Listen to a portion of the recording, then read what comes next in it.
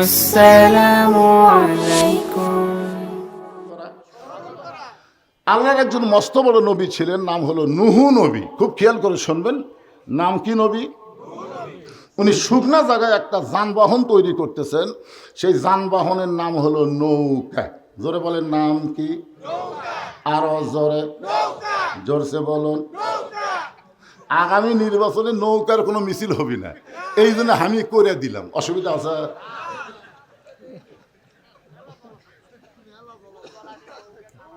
শোনেন, নৌকা জ্বলাইনি রে পাগল। নৌকা হচ্ছে আল্লাহর হুকুমে এই পৃথিবীতে সর্বপ্রথম যানবাহন, যেইটার মিস্ত্রি হলেন একজন নবী। জোরে কোন সুবহানাল্লাহ।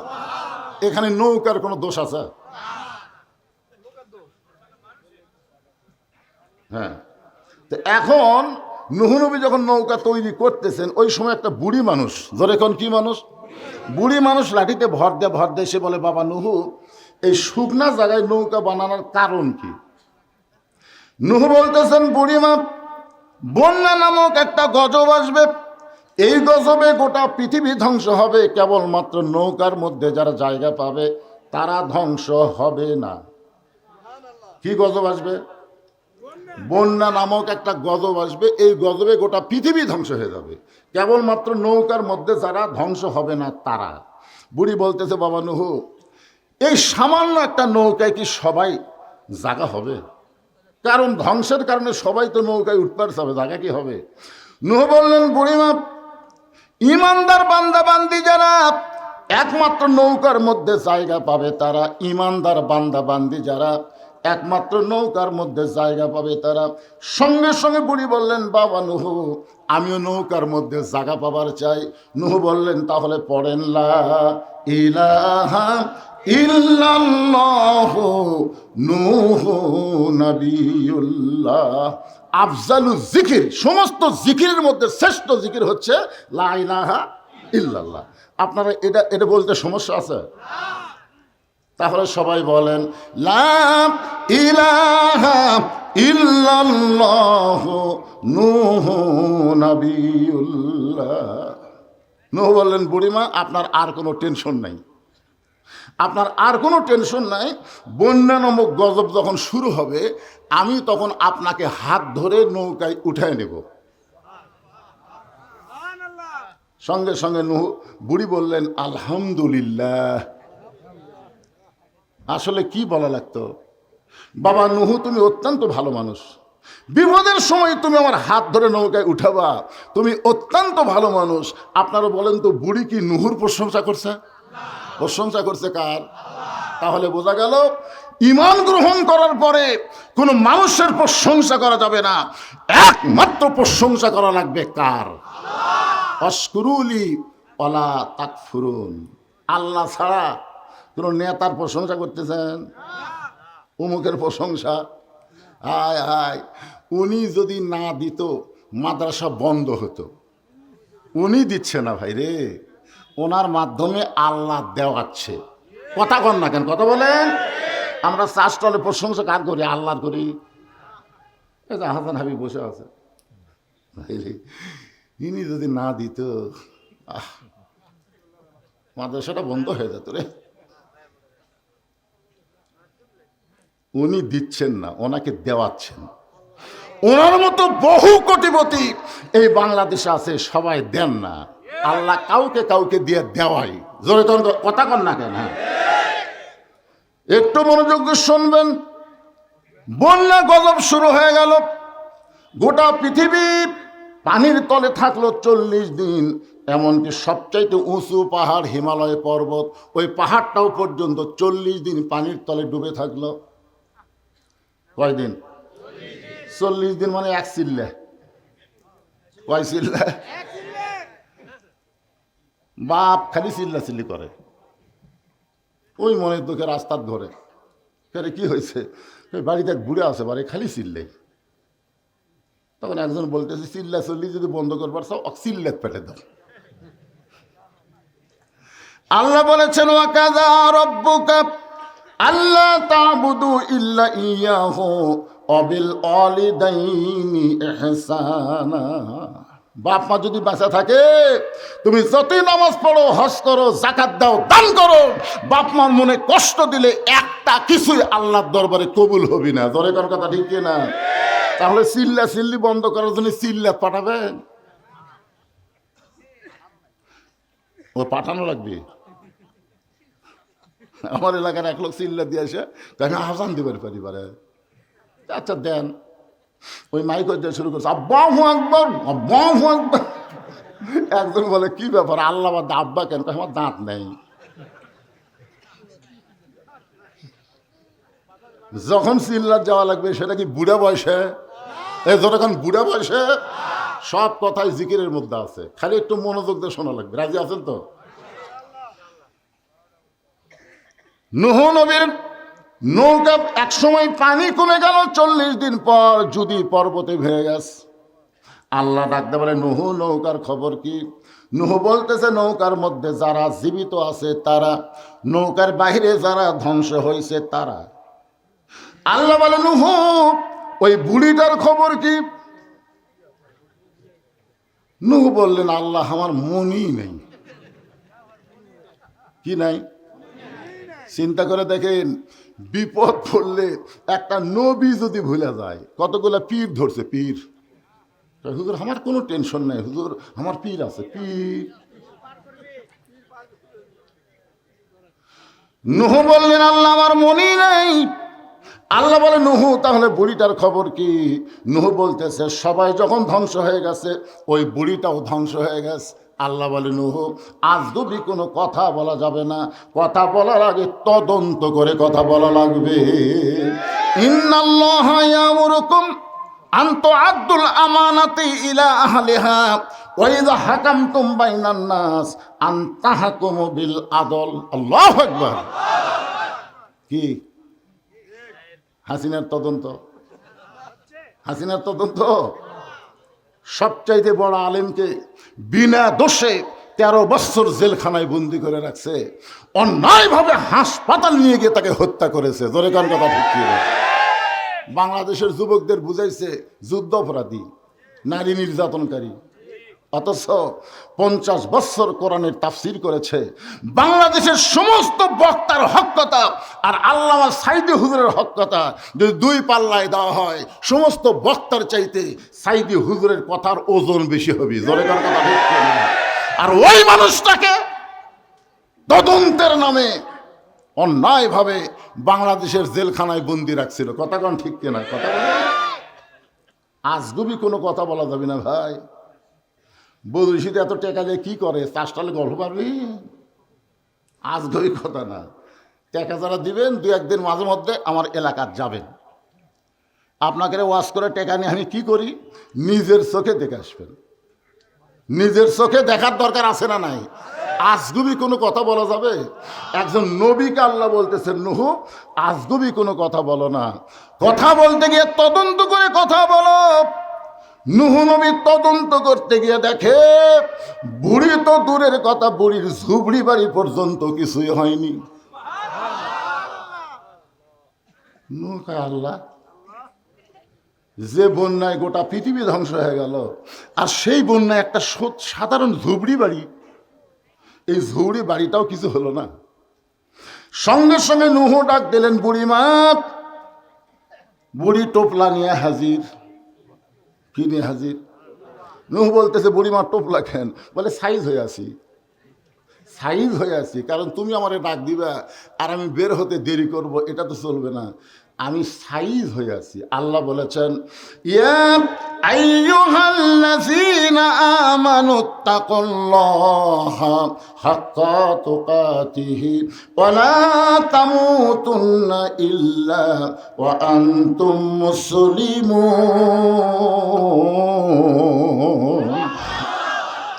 যে কোনো সময় আমাদের মৃত্যুর ডাক আসবে, যে কোনো সময়। আপনার কি সাইজ হয়ে আছেন? আল্লাহ বলেছেন, মুসলমান না হয়ে মরো না। বর্তমানে যেই পরিবেশ বাংলাদেশে চলতেছে, এই পরিবেশের উপরে যদি মরেন, মুসলমান হয়ে মরা খুবই কঠিন হবে। তাই পরিবেশ পাল্টান লাগবে। জোরে কোন কথা ঠিক কিনা? পরিবেশ পাল্টাতে হবে। সব দেখা হলো শেষ, আগামীতে দেখব আল্লাহর কোরআনের বাংলাদেশ। খালি কোরআনের ওয়াজ শোনার জন্যে আল্লাহ কোরআন পাঠায়নি, কোরআন দিয়ে সমাজ গড়ার কথা এই কোরআনে আছে না নাই? জোরে কোরআন আছে না নাই? আপনাকে চাইতেও বেশি গুরুত্ব দিয়ে আবু জেহেল কোরআন তেলাওয়াত শুনছে, আপনাকে চাইতেও। আপনার তো বক্তার সামনে বসে আরামে শুনতেছেন, নিচে খ্যার দিতে উষুম হচ্ছে, আর আবু জেহেল সারা রাত দাঁড়িয়ে দাঁড়িয়ে সামনে সামনে পিছনে অন্ধকারে চোরের মতন সারা রাত, 2-1 ঘন্টা না, সারা রাত। সকালবেলা গিয়ে মিটিংয়ের মধ্যে হঠাৎ মুখ ফসকে বলে ফেলেছে, এটা আমার আগে প্রধান মেহমান যে বলল, ইন্না নাহনু নাজ্জালনা যিকরা ওয়া ইন্না লাহু লাহাফিজুন। মুখ ফসকে বের হয়ে গেছে, এত সুন্দর কোরআনের বাণী, রাতটা কোন দিক দিয়ে গেল আমি বুঝবারই পারিনি। কেবারে সুবহানাল্লাহ কর না কেন?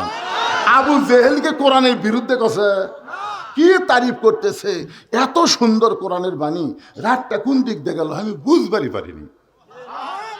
অনেকে আমাকে বলে, হুজুর আপনি যে 2 ঘন্টা ওয়াজ করলাম আমি বুঝবারই পারিনি। খোঁজলা দেখলাম ওই ফজরই পড়েনি, খোঁজলা দেখি ওই ফজরের নামাজই পড়েনি। আবু সুফিয়ান বলে, নেতা যেই কোরআন শুনতে সারা রাত কোন দিক দিয়ে যায় বোঝা যায় না, সেই কোরআন ধরলে অসুবিধা কি? শুনলেই যদি এত মজা হয় তাহলে এটা ধরার দরকার আছে না নাই? আবু জেহেল বলতেছে, তুই আমার কাছে আয়, কত দূরে থেকে বলিস না, কাছে আয়। আবু সুফিয়ান যে কাছে আসছে কানে কানে বলতেছে, পাগলা এই কোরআনকে যদি ধরি তাহলে তোর আমার ভুয়া নেতৃত্ব চলবি না। আমরা যে নেতাগিরি বর্তমানে করতেছি এই নেতাগিরি চলবে না। আজকে বাংলাদেশে আবু জেহেলের মতন তারা ভুয়া নেতৃত্ব দিবার চায়, তারাই কোরআনকে বাইপাস করে। জোরে কান কথা ঠিক কি রাহা? যেই কোরআন সম্পর্কে আল্লাহ বললেন, অনুনাজ্জিলু মিনাল কুরআনি মা হুয়া শিফাউ ওয়া রাহমাতুল লিল মুমিনিন। এর বাংলা স্লোগান হলো, আমি যে বলবো সব সমস্যার সমাধান আপনারা বলবেন দিতে পারে আল কোরআন। বলতে পারবেন? সব সমস্যার সমাধান আল কোরআনের আলো। কোরআন হাদিস যেখানে, দুনিয়ার মুসলমান লিল্লাহি তাকবীর। বিশ্বাস করেন আমার ঘড়িতে বাজতেছে 10:30, আর আপনাদের চেহারা দেখে মনে হচ্ছে কেবল রাত 8টা। কারোর মধ্যে ক্লান্তি নাই, ঝিমানি নাই, খালি তাজা তাজা ভাব। কারণ কি? এই কোরআনকে আল্লাহ শুধু শোনার জন্য বক্তা ওয়াজ করবে আর সারা রাত বসে বসে শুনবেন, এই জন্য আল্লাহ কোরআন দেয় নাই। কে বাবা উঠলেন কে? আচ্ছা আচ্ছা ঠিক আছে, না বয়স হবে তো, বয়স হলে সাইডে বসবেন। ধরে রাখা কঠিন, তাই না? কোনো কঠিন না। আপনি রাত্রে যখন বিছানায় ঘুমাতে যান, আপনি কি পেশাব লিয়ে যান না পেশাব করে যান? কেন যান? কারণ ঘুমের দাম আছে। এই পেশাবের কারণে আমার ঘুমের ক্ষতি হোক এটা আমি চাই না। এক টানা 6 ঘন্টা ঘুম পারবো, পেশাব করে তারপরে বিছানার যাবো। তো আপনি ঘুমের দাম বুঝলেন, আল্লাহর কোরআনের দাম বুঝলেন না। আপনি নিয়ত করবেন পেশাব করে ওযু করে বসমো, এক টানা 6 ঘন্টা শুনবো। মানে আমি একলা না, সন্ধ্যা থেকে রাত 12টা পর্যন্ত কয় ঘন্টা হয়? কথা কয় না, 6 ঘন্টা শুনবো। আমি একলা 6 ঘন্টা কম।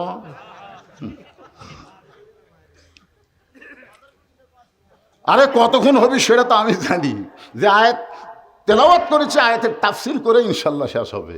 আয়াত তার একবার বলেন, ফাযকুরুনি আযকুরকুম ওয়াশকুরুলি ওয়ালা তাকফুরুন। 2 নম্বর আয়াত হলো ইয়া আইয়ুহাল্লাযীনা আমানুস্তাঈনু বিস-সাবরি ওয়াস-সালাহ ইন্নাল্লাহা মা'আস-সাবিরিন।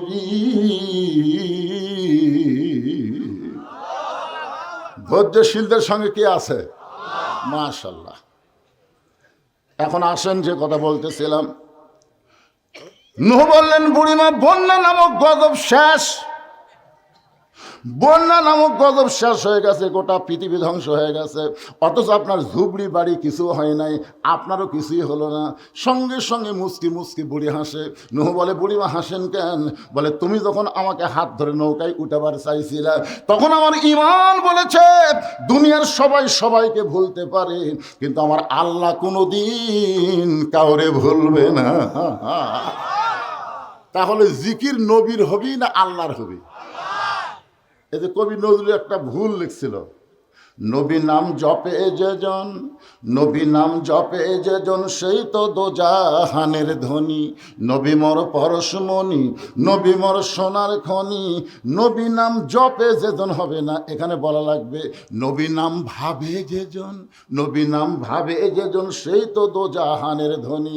একটা মানুষ যদি সারা জীবন নবী নবী নবী নবী নবী জিকির করে তার আমল নামে একটা সওয়াব আল্লাহ দিবে না, আর একবার যদি আল্লাহ জিকির করেন জিকিরটা যদি কবুল হয় 8টা জান্নাতের দরজা আল্লাহ খুলে দেয়। তাহলে জিকির হবে কার? আরো জোরে মাশাআল্লাহ। এই জিকির এখানে আমরা স্মরণ বুঝলাম। আর একটা আয়াত আপনাদের সামনে তেলাওয়াত করি, দেখেন তো এই আয়াত মানে জিকির, এই আয়াতে জিকির মানে কি একটু মনোযোগ দিয়ে শুনবেন। ইযা নুদিয়া লিস-সালাতি মিন ইয়াউমিল জুমআ ফাসআউ ইলা যিকরিল্লাহ। আচ্ছা এই আয়াতে জিকির মানে কি? আর কথা কয় না, দেখছেন? এই আয়াতের জিকির বুঝিছে, আর কথা কয় না। আপনারা বলেন তো এখানে যত মানুষ বসে আছেন কারা কারা মাগরিব এশার নামাজ পড়েছেন? হাত তুলবার বলতেছি না, একটু চিন্তা করেন তো। যারা মাগরিব পড়েননি, এশাও পড়েননি, ওয়াজ শুনতেছেন, আপনারা যদি ফজরের আগে মরে যান, মানে মাগরিবও পড়েননি, এশাও পড়েননি, ফজর আগে মরেছেন, দুনিয়ার কত হুজুর আপনার জানাজা পড়ালে দোয়া করলে আপনি জান্নাতে যাবেন? যাবেন? কারণ এখানে রাসূল বলেছে লা সালাতা লা ঈমানা, যার নামাজ নাই তার ঈমানই নেই। এটা কি আমার কথা? আল্লাহ রাসূল বলেছে লা সালাতা লা দীনা, যার নামাজ নাই তার ধর্মই নাই। বাইনাল আবদি ওয়াল কুফরি তরকুস সালাত, বান্দা আর কাফিরের মধ্যে পৃথক করার জিনিসটার নামই হলো নামাজ। এখন আপনারা বলেন ভাইজান, যারা মাগরিব এশার নামাজ না পড়ে ওয়াজ শুনতেছেন তাদের জন্য কি তওবা করা দরকার না? যে আল্লাহ যা করছি করছি, আল্লাহ আর করবো না, ফজর থেকে বাকি জীবন একটা ওয়াক্ত নামাজ বাদ দেব না। আল্লাহ বলে ফেরেশতা তোমরা সাক্ষী হও, যারা তওবা করে বললো ফজর থেকে এক ওয়াক্ত বাদ দেবে না, যত নামাজ না পড়ার পাপ হয়েছে আমি আল্লাহ সব মাফ করে দিলাম। তাহলে ফজর থেকে নামাজ ধরা লাগবে। এই যুবকেরা কথা কও না কেন? তোমাদের হাতত যে মোবাইল আছে বুঝলেন, মোবাইল দেখলেই চিন্তা হয়। এই মোবাইলের মধ্যে যতই খারাপই থাক, তুমি যদি নামাজ ধরতে পারো, আল্লাহ কোরআনে বলেছেন ইন্নাস সালাতা তানহা আনিল ফাহশাই ওয়াল মুনকার, একমাত্র নামাজই পারে মানুষকে যাবতীয় বেহুদা এবং খারাপি থেকে বাঁচাই দিতে। যেই যুবক 5 ওয়াক্ত নামাজ জামাত আদায় করবে ওই যুবকের হাতে মোবাইল থাকতে পারে কিন্তু অশ্লীল ভিডিও কোনোদিন দেখবে না, কারণ দেখবার গেলে তার ঈমান বলবে কেউ না দেখলেও আমার আল্লাহ দেখতেছে।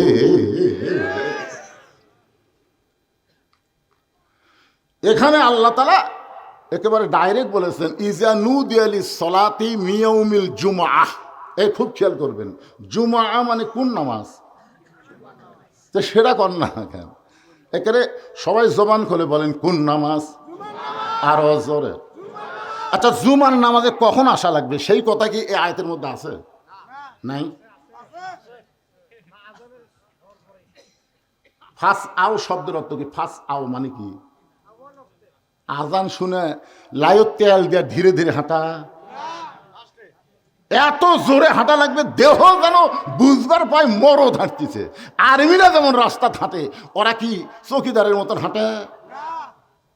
আজান শোনার পরে, জুমার আজান শোনার পরে এইভাবে মসজিদ দিকে আসা লাগবে। আপনারা বলেন তো, জুমার দিনে আপনারা মসজিদে কি আগে আসেন না পরে আসেন?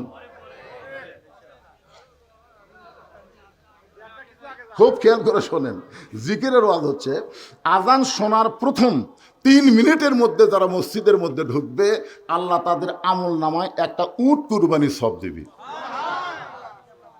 বাংলাদেশের বহু ধনী মানুষ হজ করে, কিন্তু মক্কার যায় উট কুরবানি দেয় না, কারণ উটের টাকার কথা খেয়াল করলে ছাগল দেওয়াই ভালো। আর আপনি যে অবস্থায় থাকেন না কেন, 3 মিনিটের মধ্যে মসজিদে পা দিলে একটা উট কুরবানি সব পাবেন। 5 মিনিটের মধ্যে মসজিদে পা দিলে একটা গরু কুরবানি সব পাবেন। 10 মিনিটের মধ্যে যারা মসজিদে পা দেবে একটা ছাগল কুরবানি সব পাবে। যখন ইমাম সাহেব খুতবা দিবে, এমন সময় তারা কেউ যদি মসজিদে পা দেয়, তাকেও আল্লাহ সওয়াব দিবি, তবে কুরবানির হবি না, মুরগি অথবা ডিম দানের সব পাবি। তা আপনারা কুন্ডার মধ্যে আছেন, উট না ডিম? কার মধ্যে? উটের মধ্যে আগামী জুম্মা থেকে কারা কারা থাকবেন? আল্লাহকে একটু হাত দেখান তো দেখি। আল্লাহ তুমি দেখো, আল্লাহ হাত নামান, হাত নামান। হায় হায়, হাত তো তালত তুললেন, এখন কি যে করবেন ভাই। জুমার দিনে ইমাম সাহেব শুধু নামাজ পড়ায় না, নামাজের আগে একটা খুতবা দেয়। জোরে কোন কি দেয়? আপনার বলেন তো এই খুতবার গুরুত্ব কেমন? অর্ধ জাহানের খলিফা হযরত ওমর, অর্ধ জাহানের খলিফা হযরত ওমর জুমার দিনে মসজিদের মেম্বরে দাঁড়িয়ে খুতবা দিচ্ছেন। এমন সময় একজন সাহাবী দাঁড়িয়ে বলতেছে, আমির আল মুমিনিন, আপনার খুতবা আমরা শুনবো না। ওমর ফারুক বললেন, আমার অপরাধ কি? বলে, আপনার অপরাধ হলো আমাদেরকে খাটো পাঞ্জাবি দিয়ে আপনি লম্বা জুব্বা পরে খুতবা দিচ্ছেন। এই জিকিরের কথা একটু মনোযোগ দিয়ে শুনবেন। আমাদেরকে খাটো পাঞ্জাবি দিয়ে আপনি লম্বা জুব্বা পরে খুতবা দিচ্ছেন। যতক্ষণ পর্যন্ত লম্বা জুব্বার কাহিনী না বলবেন, ততক্ষণ পর্যন্ত আপনার খুতবা আমরা শুনব না। এখানে কি বুঝলেন? নেতা যদি ভুল করে, সাধারণ একটা মানুষ পর্যন্ত তার ভুল ধরবার পারে। কারণ ওমর ফারুক শুধু মসজিদের ইমাম না, ওমর ফারুক হলো অর্ধ জাহানের খলিফা। হযরত ওমরের চোখ দিয়ে যখন দর দর করে পানি পড়তেছে, এমন সময় আব্দুল্লাহ ইবনে ওমর 30 পারা কোরআনের হাফেজ, 6 লক্ষ হাদিসের হাফেজ, সুবহানাল্লাহ কোন। 30 পারা কোরআনের হাফেজ, নেতার বেটা কোরআনের হাফেজ।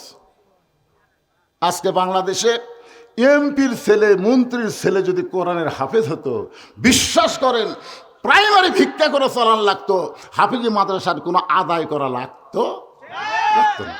কিন্তু সব খালি গরিবের সন্তান। যে কটা মাথার পাগড়ি পড়লো, খোঁজলে দেখেন কি খালি গরিবের সন্তান হাফেজ হবি, আর ধনী সন্তান মশান মারবি। এই কি মনে করতেছেন খালি গরিবের সন্তান হাফেজ, ধনীর সন্তান মশান মারবে? উমর ফারুকের সন্তান অর্ধ জাহানের খলিফা, 30 পারা কোরআনের হাফেজ, 6 লক্ষ হাদিসের হাফেজ।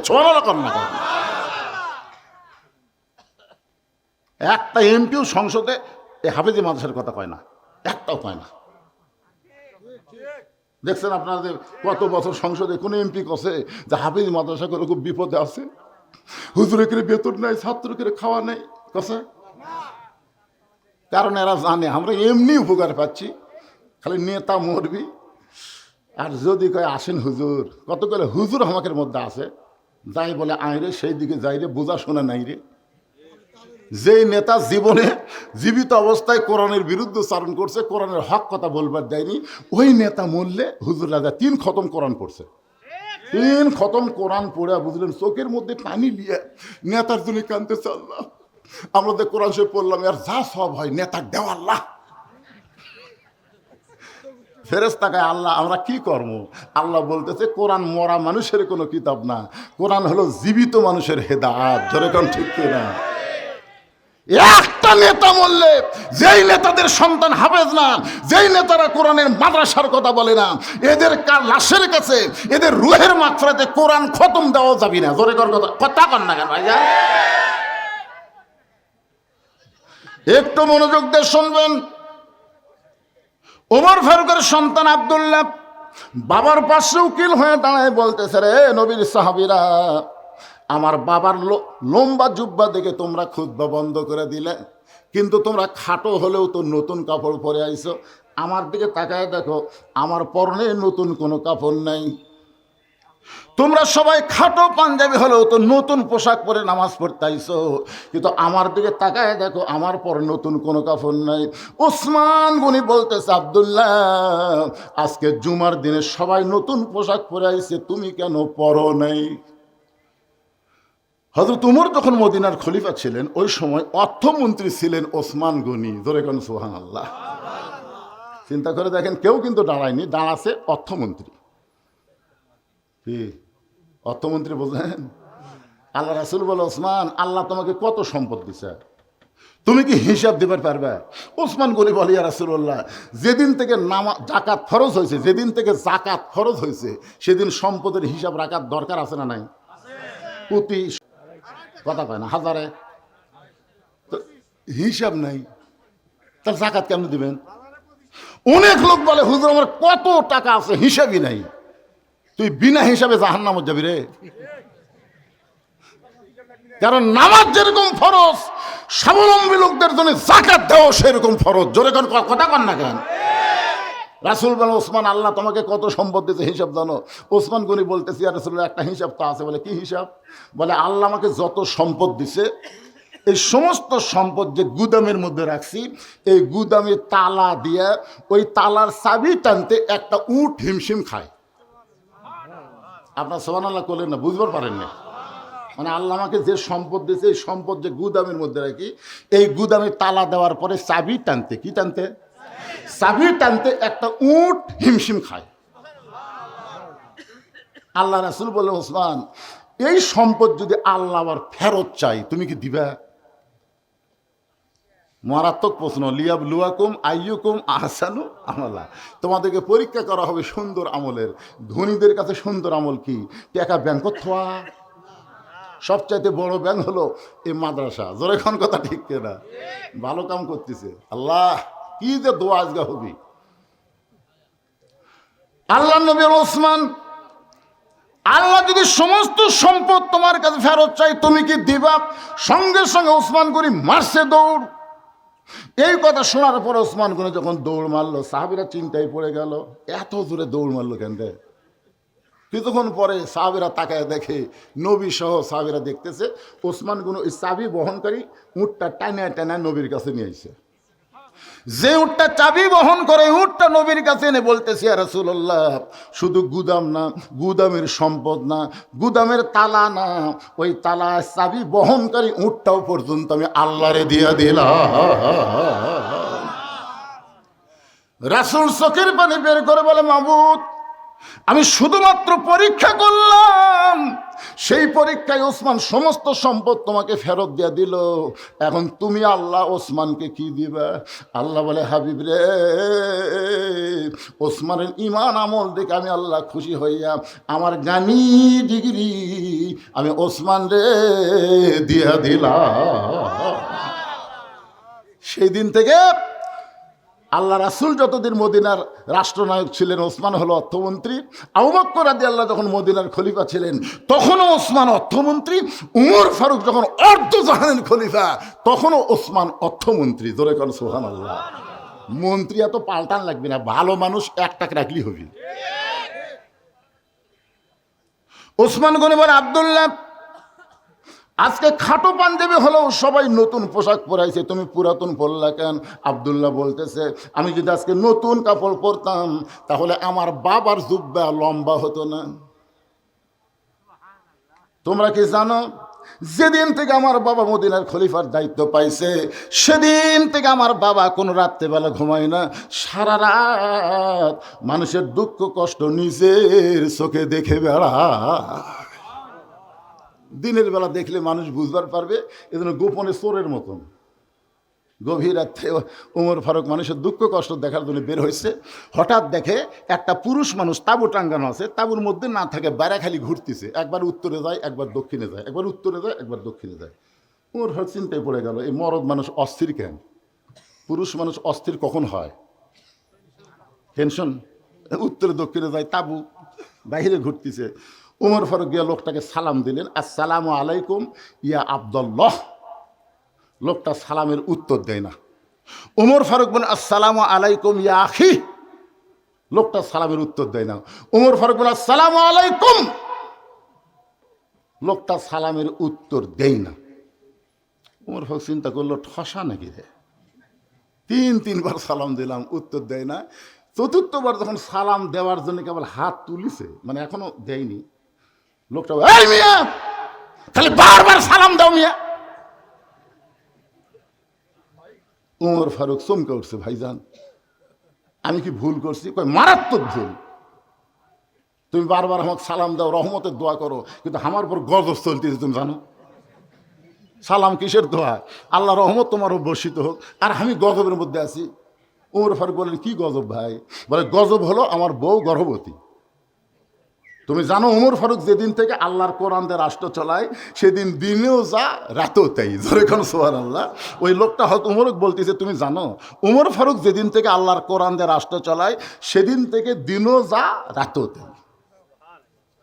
আমি আমার গর্ভবতী বউকে নিয়ে আমি রাতের বেলা বের হয়েছি, আমার অমুক এলাকায় যাব, কিন্তু রাস্তার মাঝখানে এসে প্রসব বেদনা উঠছে, আমি তাঁবুর টাঙ্গায় বউখানি তাঁবুর মধ্যে কাঁদতেছে, আর আমি বাইরে ঘুরতেছি, আর তুমি খালি সালাম মারতেছে। তার মানে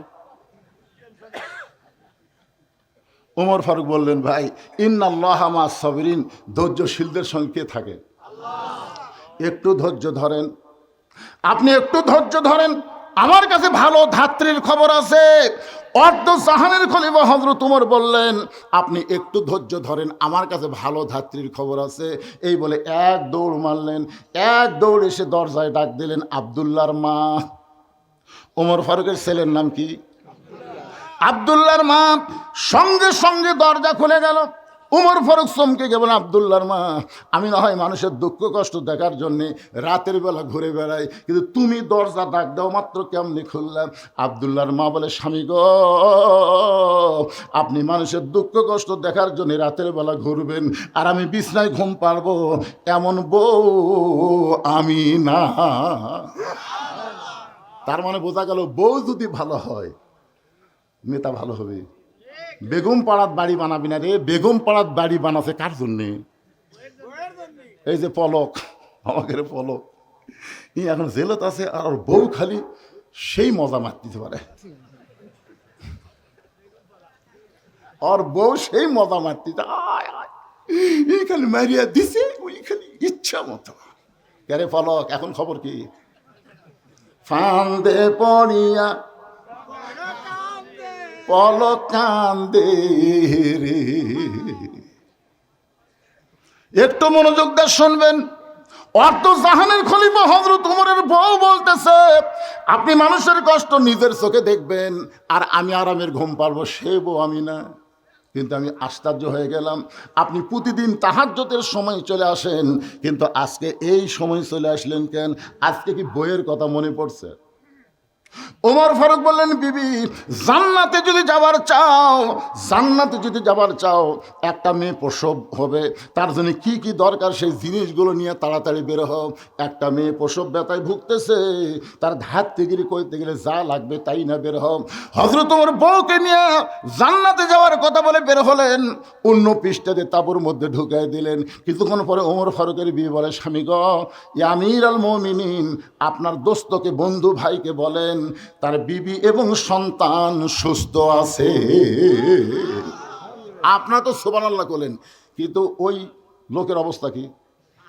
বউটা যেই বলছে আমিরুল মুমিনিন, আপনার বন্ধুকে বলেন তার সন্তান এবং বিবি সুস্থ আছে, সঙ্গে সঙ্গে লোকটা হাঁটু করে বসে কান্দার বলে, আমিরুল মুমিনিন, আমি আপনাকে এইভাবে তিরস্কার করলাম, তিনবার সালাম দিলেন, অথচ সালামের উত্তর দিলাম না। ওমর ফারুক লোকটার থুতুনির তলে হাত দেয়া কপালে একটা চুমা খায়, বলতে ভাইজান আল্লাহর হস্তে আমাকে মাফ করে দাও। আত্তাকুল্লাহ হাক্কা তুকাতিহি, কোরআনের আইন যখন চালু হবে সেই মানুষটা কেমন মোত্তাকি হবে একটু খেয়াল করেন।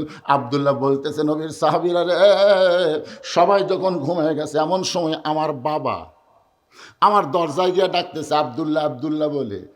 আমি দরজা খুলে তাকায় দেখি বাবার হাতে একটা পাঞ্জাবি। আমি আব্দুল্লাহ হাসি নিয়ে বললাম, বাবা বাইতুল মাল থেকে আমার একটা পাঞ্জাবি দিছে, আপনি আর একটা দিবে রাখছেন?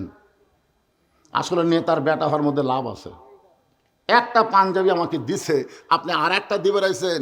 ওমর ফারুক বলে, আব্দুল্লাহ যা বলবি সাবধান হয়ে বলবি। ইন্নাল্লাহা ইয়ামুরুকুম আন তুআদ্দুল আমানাতি ইলা আহলিহা ওয়া ইযা হাকামতুম বাইনান নাস আন তাহকুমু বিল আদল। কোরআন দিয়ে যখন রাষ্ট্র চলবে তখন নেতাদের চরিত্র কেমন হবে আর বর্তমানে কিভাবে চলতেছে একটু খেয়াল করার দরকার আছে না নাই? আমার ওয়াজের মধ্যে আমি বলি, আপনাদের খেয়াল আছে কিনা, 6 বছর আম বাগানের চাষ করে জ্যৈষ্ঠী মাসে দেখতে গেছে আম পাকছে কিনা, যা দেখে গাছের ডালে বসে এক ছোট্ট বাচ্চা পাকা আম পাড়তিছে আর ব্যাগের মধ্যে তুলতেছে। বাগানের মালিক কয়, আমি খাইনি, পরিবারের কেউ খায়নি, আর তুই আমার গাছে ছোড়ে আম পাড়তেছিস, তোর বাপক যা বিচার তোমরা। ছেলে খালি মুসকে মুসকে হাসে। বাগানের মালিক বলে, হাসিস খান? বলে, হাসার কারণ হলো আমার বাবা কোথায় খুঁজবার যাবেন, আমার বাবাও আর এক গাছে চড়ছে, ওই যে তাকে দেখে তাকে দেখে ওর পাপ খালি আম পাড়ার বস্তা ভরায়, গাছের ছায়ায় বসে কান্দার বলে, আল্লাহ বিচার দিমু কার কাছে, বেটাও চোর বাপও চোর। 15.5 বছর এই বাংলাদেশে বিচার দেওয়ার কোনো জায়গা ছিল না। কথা কর না কেন ভাই, বিচার দেওয়ার কোনো জায়গা আছে? বর্তমানেও আমাকে শ্বাসটালে গল্প মারতেছে। আগে ক্ষমতা ছিল আওয়ামী লীগ, সামনে ক্ষমতাতে আসতেছে বিএনপি, শ্বাসটালে গল্প হচ্ছে। আগে ক্ষমতাটা আওয়ামী লীগ ক্ষমতাতে ছিল, আগামীতে বিএনপি আসতেছে। আমি বললাম নাউজুবিল্লাহ নাউজুবিল্লাহ। সাহিত্য থেকে একজন হুজুর নাউজুবিল্লাহ মানে? নাউজুবিল্লাহ মানে তোমার কথা মারাত্মক ভুল। আওয়ামী লীগও ক্ষমতা ছিল না, বিএনপিও ক্ষমতা আসতেছে না, সব সময় যিনি ক্ষমতা আসেন তিনি হলেন আমার আল্লাহ। তো স্টলে সবাই বলতে হুজুর সবসময় ক্ষমতা আল্লাহ আছে, তার দলিল কি? সঙ্গে সঙ্গে আমি তেলাওয়াত করলাম, তাবারাকাল্লাযী বিয়াদিহিল মুলকু ওয়া হুয়া আলা কুল্লি শাইইন কাদির। আল্লাহ মাঝে মাঝে কাউকে ক্ষমতা দেয়। কি দেয়? আল্লাহ ক্ষমতা দেয় দেখার জন্যে।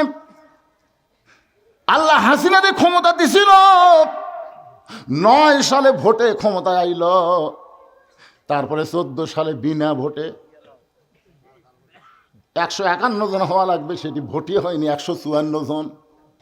18 সালে দিনের ভোট রাতে করলো, 22 সালে আবার ড্যামি নির্বাচন করলো। কতগুলা নেতা দেখবেন মঞ্চ উঠতে পারে না, 2 জন হাত ধরা টানে আর 2 জন পাছার ঠেলা মারে। দেখেন এরকম নেতা উঠতে পারে না ভাইরে, 2 জন টানা তোলে আর 2 জন পাছর ঠেলে। ওই নেতা মাইক পাইয়াই ওর প্রথম কথাই হলো খেলা হবে।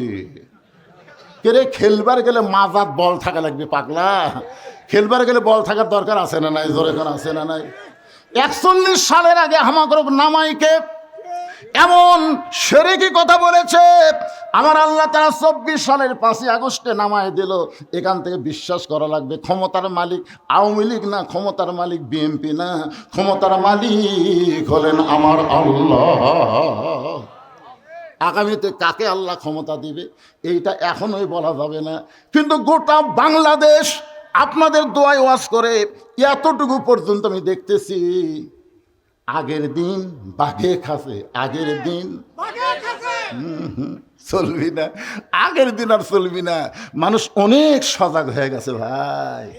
মানুষ এখন আগে কিছুই জানতো না, বুঝলেন? ওই যা শুনতো তাই। এখন হাতে হাতে মোবাইল আছে না নাই? সবই দেখতেছে, কারা কি করতেছে, কার আমল নামা কি, সব দেখতেছে। এই জন্যে আগাম কোনো কথা বলা যাবে না। একটু মনোযোগ দিয়ে শুনবেন। ওমর ফারুক বলেন, আব্দুল্লাহ তুই কেমনে বিশ্বাস করলি? একটা পাঞ্জাবি বাইতুল মাল থেকে তোরে দেওয়া হয়েছে, আর একটা দিবে রাইছি বাজান, এই পাঞ্জাবিটা আমার ভাগে পড়েছে। এখন তুই বল রে আব্দুল্লাহ, এই ছোট পাঞ্জাবি পরে আমি যদি খুতবা দেই তাহলে দেখতে কেমন লাগে? মুয়াজ্জিনের মুসল্লির কাপড় যদি ছোট হয়, মুসল্লির পাঞ্জাবি যদি ছোট হয় কোনো সমস্যা নেই, কিন্তু ইমামের ছোট হলে, আপনার বুঝতেছেন আমার কথা? একজন আমাকে মোবাইল করে বলতে, হুজুর ইমামের দাড়ি যদি এক মুষ্টির নিচে হয় তার পাশে কি নামাজ হবে? আমি কইলাম, ভাইজান তুমি ইমামের দাড়ি এক মুষ্টি কেমনে মাপলে? তো হুজুর ইমাম তখন খুতবা দেয়, তখন আমি দূর থেকে আন্দাজ করছি, আমার মুড দেখছি আর দাড়ি দেখছি, হুজুর আমার মনে হয় এক মুষ্টির কম হবে। আমি বললাম, কে ভাই তোমার দাড়ির খবর কি? আমার নাই, তাই বলে হুজুরের থাকা লাগবে না। যেই দেশে মানুষ ইমামের দাড়ি মুড় দিয়ে মাপে, আর সেই দেশে কেউ যদি দাড়ি চাষা মোট চাষা লোককে বলে জাতীয় ইমাম, এরা মানবি কথা? এরা মানবি? এক মাথার টুপি দিয়ে এক সালাউদ্দিন মুকুট নাই দাড়ি, উনি কয় জাতীয় ইমাম। জাতীয় নেতা বলবার পারো, কিন্তু জাতীয় ইমাম বাংলার জনগণ সবাইকে মানবে না। জাতীয় ইমাম হওয়ার গেলে তার বাহ্যিক কিছু চেহারা লাগবে, যেটা ছাড়া মানুষ কিন্তু ইক্তেদা করবি। কথা কন্যাগান ইক্তেদা করবে। বেজার হচ্ছেন? আসল কথায় হাত পড়লে তো বেজার হবেন। বাজানলে গরম ভাতে বিলাই বেজার। গরম ভাত কিন্তু ভালো জিনিস, বিলাইয়ের চরিত্র না। একটু মনোযোগ শুনবেন। ওমর ফারুক বলে, আব্দুল্লাহ তোর পাঞ্জাবিটা আমাকে দান করে দে বাজান। আব্দুল্লাহ বাবার চোখের পানি থেকে তার নিজের অংশটুকু বাবাকে দান করে দিল। বাবা আব্দুল্লাহর অংশ, নিজের অংশ নিয়ে যখন রওনা দিয়েছে, আব্দুল্লাহ পিছনে পিছনে হাঁটতেছে, বাবা সামনে সামনে। বাবা ঘরের মধ্যে গিয়ে ঘরের দরজা বন্ধ করে দিল। আব্দুল্লাহ জানলা দিয়ে তাকায় দেখে হযরত ওমর ফারুক নিজেই দর্জি হইয়া ছেলের পাঞ্জাবি, তার নিজের পাঞ্জাবি একত্র করে লম্বা জুব্বা বানায়া, ওই জুব্বা বানায়া আমার বাবা খুতবা দেয়। এখন বলো বাবার খুতবা শোনা যায় কি না যায়? সমস্ত সাহাবীরা চিল্লায় বলে, আল্লাহর কোরআন দিয়ে যখন রাষ্ট্র চলবে, এমন মুত্তাকি নেতা মুসলমানেরা দেখতে পাবে। ইযা নুদিয়া লিস-সালাতি মিন ইয়াউমিল জুমআ ফাসাউ ইলা যিকরিল্লাহ। আচ্ছা, আর একটা আয়াত কইতো দেখেন, এখানে জিকির মানে কি? ইয়া আইয়ুহাল্লাযীনা আমানু উযকুরুল্লাহা যিকরান কাসীরা ওয়া সাব্বিহুহু বুকরাতাও ওয়া আসিলা। আচ্ছা, এই আয়াতে জিকির মানে কি? ও সব আমি কম না, ঠিক আছে। যেখানে জিকির মানে না, শোনা লাগবে তো, খালি জিকির জিকির। হাই রে জিকির, আমার দয়াল বাবার দরবারেতে কেউ ফিরে না খালি হাতে। ইল্লা ইল্লা ইল্লা কি এই মাঝখানে যে বৈশাখে শেষ বৃহস্পতিবার কি হয়? এই জিকির করবার দেওয়া যাবে? আজকে একটু মনোযোগ দিয়ে শোনেন। এরপর আল্লাহ বললেন, ইয়া আইয়ুহাল্লাযীনা আমানুস্তাঈনু বিস-সাবরি ওয়াস-সালাম ইন্নাল্লাহা মা'আস-সাবিরিন। এখানে আল্লাহ বলতেছেন, যারা আমাকে বিশ্বাস স্থাপন করেছো, একটু মনোযোগ দেন। জিকির শব্দের কথা বলতেছি। খুবই চেষ্টা করছে কোরআন শরীফ বন্ধ করে দেওয়ার জন্য, কিন্তু রাসূলের কোরআন বন্ধ করবার ওরা পারেনি। তখন মক্কার কাফেররা চিন্তা করলো, যেভাবেই হোক যার উপর কোরআন নাজিল হয়েছে তাকে দুনিয়া থেকে শেষ করে দেওয়া লাগবে। আল্লাহ নবীর ঘর ওরা 27 জন, কোনো কিতাবে লেখছে 27 জন, লাঠি সোঁটা যা আছে, জিকির মানে একটু মনোযোগ দিয়ে শুনবে, লাঠি সোঁটা যা আছে সব নিয়ে নবীর ঘর ঘেরাও করলো রাতের বেলা। ধরে কখন? রাতের বেলা ঘেরাও করলো। সবাই যখন লাঠি সোঁটা নিয়ে নবীর ঘর ঘেরাও করলো, তখন নবী আস্তে আস্তে আলীর কাছে গিয়ে বলেন, আলী। আলী বলতেছে, হুজুর কি খবর? বলে, আজকে আমার বিছনাত ঘুম পাড়া লাগবে। ভাইজান, খুবই গুরুত্বপূর্ণ কথা বর্তমান বাংলাদেশের প্রেক্ষাপটে, একটু মনোযোগ দিয়ে শোনেন। আলী বলতেছে, হুজুর আপনার বিছানায় যদি আমি ঘুম পাড়ি তাহলে আপনি কি করবেন? রাসূল বলতেছে, আজকেই আমার ঘর থেকে বাইরে যাওয়া লাগবে, এখানে আর থাকার পরিবেশ নাই। আলী বলতেছে, হুজুর আমি কিন্তু খেয়াল করছি ওরা 7-8 জন লাঠি সোঁটা নিয়ে দাঁড়িয়ে আছে, আপনি বাইর হলি মারবি হুজুর। রাসূল বললেন, আমি তো বার হচ্ছি না, আল্লাহ আমাকে বার হবার বলতেছে। কে বার হবার বলতেছে? আলী বলতেছে, আমি আল্লাহ বুঝবার পারলাম না। এতদিন আপনার বাড়ি কেউ ঘেরাও করেনি, তখন আল্লাহ বের হবার কয়নি, আর আজকে সবাই মারার জন্য যখন ঘেরাও করছে তখন আল্লাহ আপনাকে বের হবার করছে। তার মানে বোঝা গেল আল্লাহ মনে হয় আপনাকে মারবি।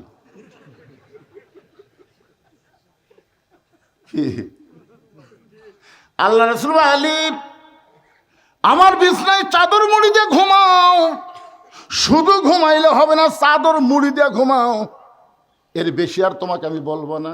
নবীর কথা মতো হযরত আলী, আল্লাহ নবী যেই বিছনায় ঘুমাই ওই বিছনায় চাদর মুড়ি দিয়ে ঘুমায় গেল। রাসূল আমার দরজা খুলে তাকায় দেখে ৭-৮ জন নেতা লাঠির সোটা তরবার নিয়ে দাঁড়ায় আছে। আল্লাহ,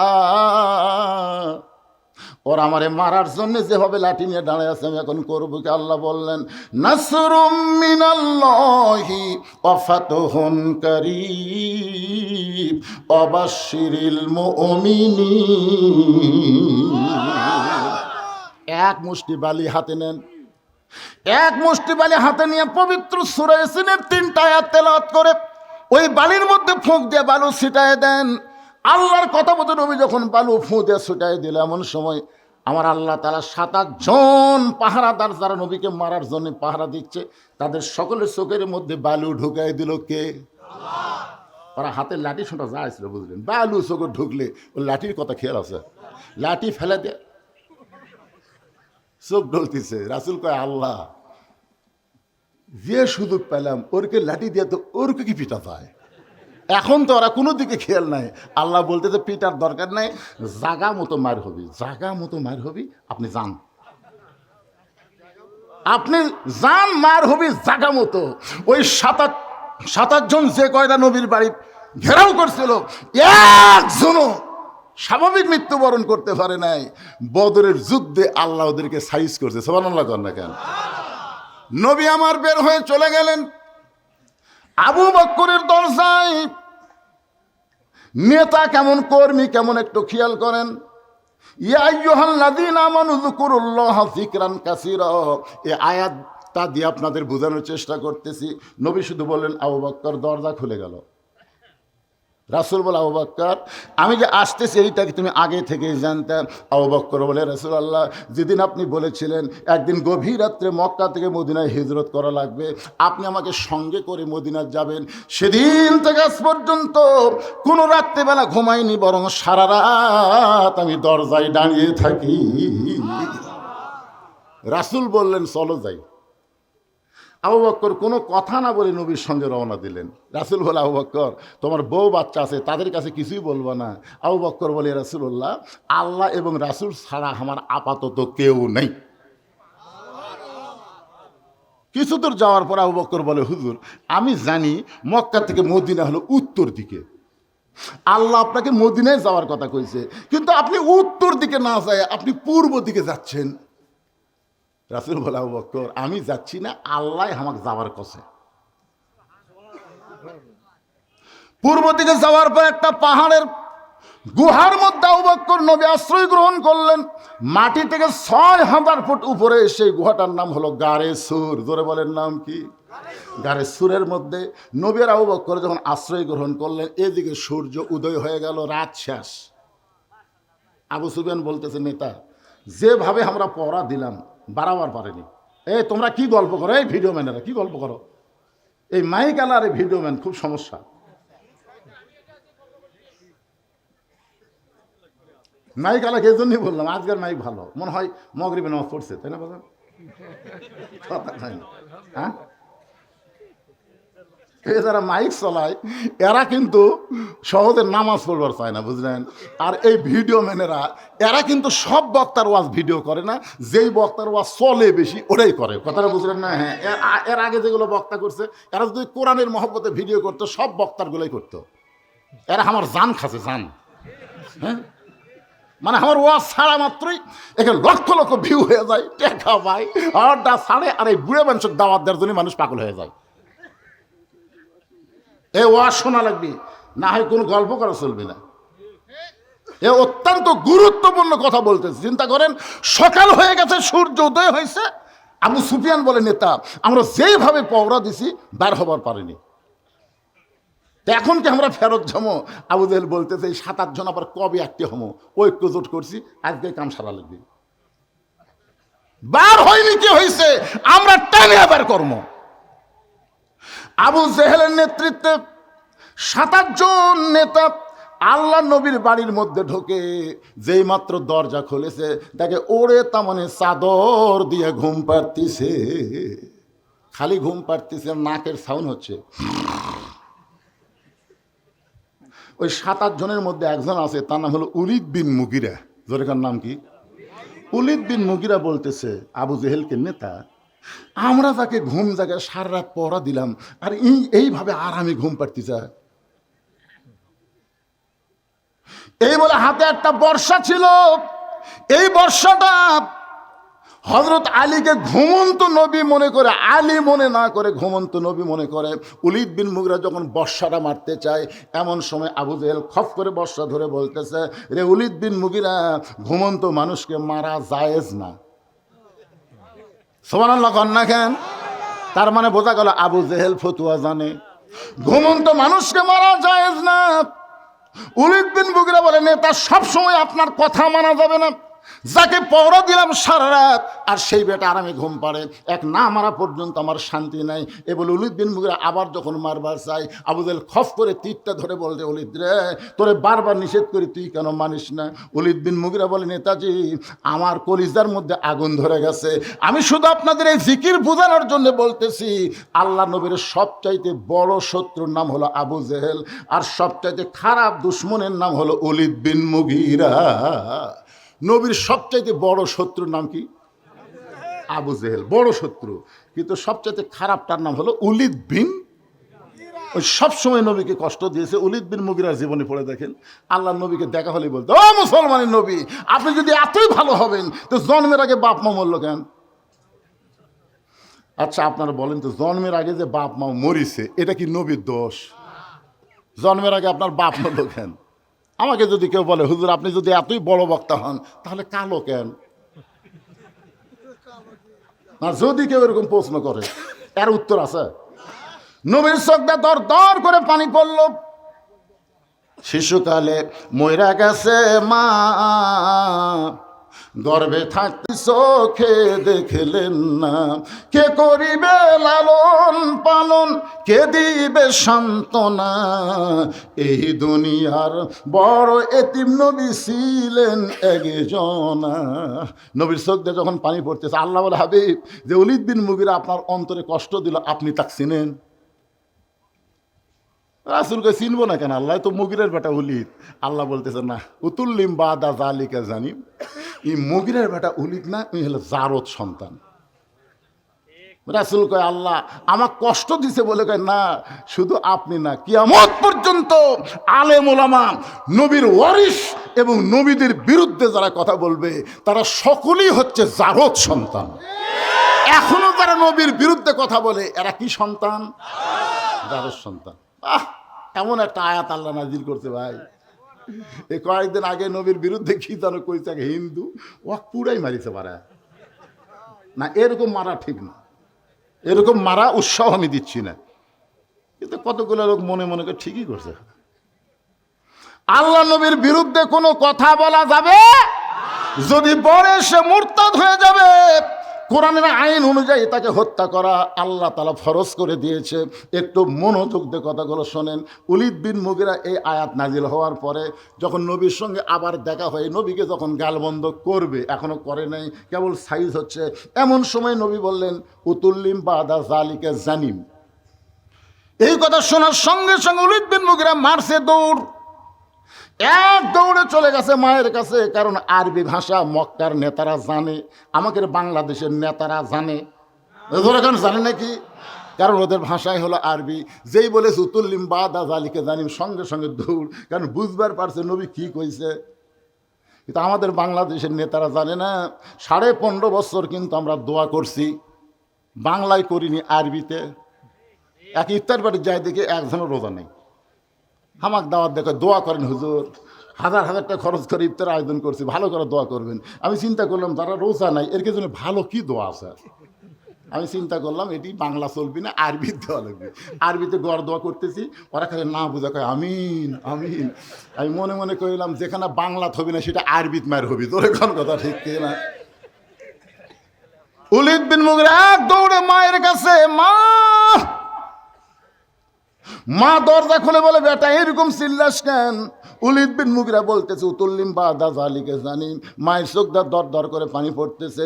এত বছর পরে এই খবর তো কে দিল? সোনাল্লা খবর না, এত বছর পরে এই খবর তোকে কে দিল? আমার মায়েরা যারা পর্দার অন্তর আছেন একটু মনোযোগ দিয়ে শুনবেন। এখন থেকে আপনাদের 10টা মিনিট একটু কথা শোনা লাগবে। মা উতুল্লিম বাদা জালিকা জানিম শোনার পরে উলিদ বিন মুগিরার মা বলতেছে এই গোপন খবর তোকে কে দিল? এইটা দুনিয়ার কেউ জানার কথা না। উলিদ বিন মুগিরা বলতেছে মা যাই বলুক না কেন কথা কি সত্য? বলে কথা তো 100% সত্য। আমি যখন যুবতী ছিলাম তখন তোমার বাবা ব্যবসার কাজে বাইরে গেল। আমি যখন যুবতী ছিলাম তখন তোমার বাবা ব্যবসার কাজে বাইরে গেল। আজকে বাংলাদেশের বহু যুবক বউ থুইয়া বিদেশে যায়, জোরে কোন যায় কি যায় না? উলিদ বিন মুগিরার মা বলতেছে তোমার বাবা ব্যবসার যায়, এত লাভ হয়েছে, এই লাভের ধান্দায় বাড়ির যে জুয়ান বউ আছে এই কথা মনেই নেই। আমরা ছোটবেলায় এখানে আমার শ্বশুর বসে আছে, আমি কি করি? ছোটবেলায় আমরা একটা গান শুনতাম, জামা তোর জামাইয়ের বাহারি আমি যাব না, তোমার জামাই চাকরি করে মহিমাগন্ধ সুগার মেলে, মাসে মাসে পত্র পাঠায় ঘরে আসে না, জামা তোর জামাইয়ের বাহারি আমি যাব না। স্বামী যদি বাড়িতে না থাকে ওই বাড়ির যে ঘর পড়া দেওয়া লাভ আছে? কথা বলেন না কেন ভাইজান? একটু মনোযোগ দিয়ে শুনবেন। উলিদ বিন মুগিরার মা বলতেছে বেটা রে তোর বাবা ব্যবসার কাজে বাইরে দেয়, লাভ এত বেশি হয়েছে, বাড়িতে যুবতী বউ আছে এটা তোর বাপের মনে নেই। মাসের পর মাস যখন ব্যবসা করে এমন সময় আমার মনের মধ্যে একটা মিন শারিল ওয়াসওয়াসিল খান্নাস কোরআনে আছে না নাই? শয়তান ভিতরে ঢুকছে। আমি ছাদের উপর গেছি, ছাদের উপর যায় তাকায় দেখি তোর বাপের ছোট ভাই বাড়ি তাওয়াফ করতেছে। যেই বাড়িতে পুরুষ মানুষ থাকে না, ভাবি থাকে, ওই বাড়িতে দেওরারা তাওয়াফ করে। জোরে কন কি করে? দেওরা বোঝেন না? দেওরারা তাওয়াফ করে। ভাবি বুড়িগঞ্জ বাজারে যাচ্ছি, ভাবি আপনার কি লাগবে?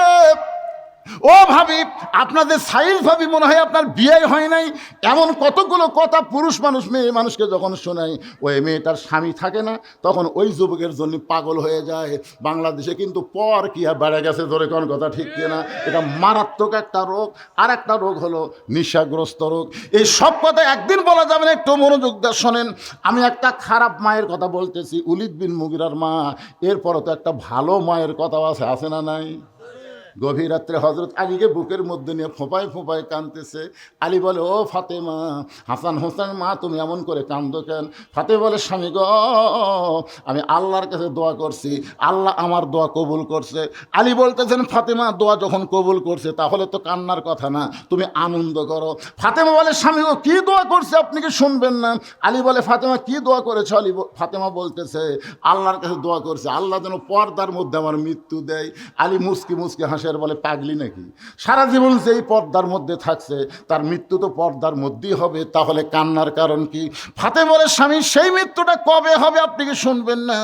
আলী বলে ফাতেমা মৃত্যুর খবর দুনিয়ার কোনো মানুষ বলতে পারে না। ফাতেমা বলে আল্লাহ পাক আমাকে জানাইছে আজকে গভীর রাত্রে ফাতেমার মৃত্যু হবে। যেই মাত্র কইছে আজকে গভীর রাত্রে ফাতেমার মৃত্যু হবে, গাছের গোড়া কাটলে গাছটা যেমন পড়ে যায় হযরত আলী তেমনি পড়ে গেলেন ঘরের মাঝে। মা ফাতেমা মুসকি মুসকি হাসতেছে, স্বামীর পড়া দেখে ফাতেমা মুসকি মুসকি হেসে ওই স্বামীর মাথাটা উড়াতের উপরে নিয়ে কপালে একটা চুমু দিয়ে বললেন স্বামী গো আমি আমার বাবার কাছে শুনেছি আল্লাহ আপনাকে স্পেশাল 2টা পাওয়ার দিয়েছে। 1 নম্বর পাওয়ার হলো আপনি হলেন পৃথিবীর শ্রেষ্ঠ বীর, 2 নম্বর পাওয়ার হলো আপনি হলেন পৃথিবীর শ্রেষ্ঠ জ্ঞানী। আপনি পৃথিবীর শ্রেষ্ঠ বীর শ্রেষ্ঠ জ্ঞানী হয়ে বইয়ের মরার খবর শুনে আপনি কেমন করে এমন করে পড়ে গেলেন? আপনি কি জানেন না এই দুনিয়া থাকার জায়গা না, এই দুনিয়াতে আসলে যাইতে হবে।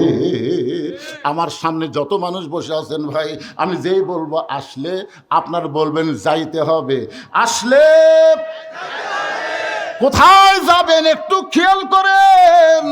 যে কোনো সময় যাওয়া লাগবে, কবিতার গানের মধ্যে বলতেছে, কিন্তু যেদিন ডাক পড়িবে, কিন্তু যেদিন ডাক পড়িবে কবর মাঝে যাইতে, জোগাড় কিছু করছো বন্ধু তার মাঝে বিছাইতে।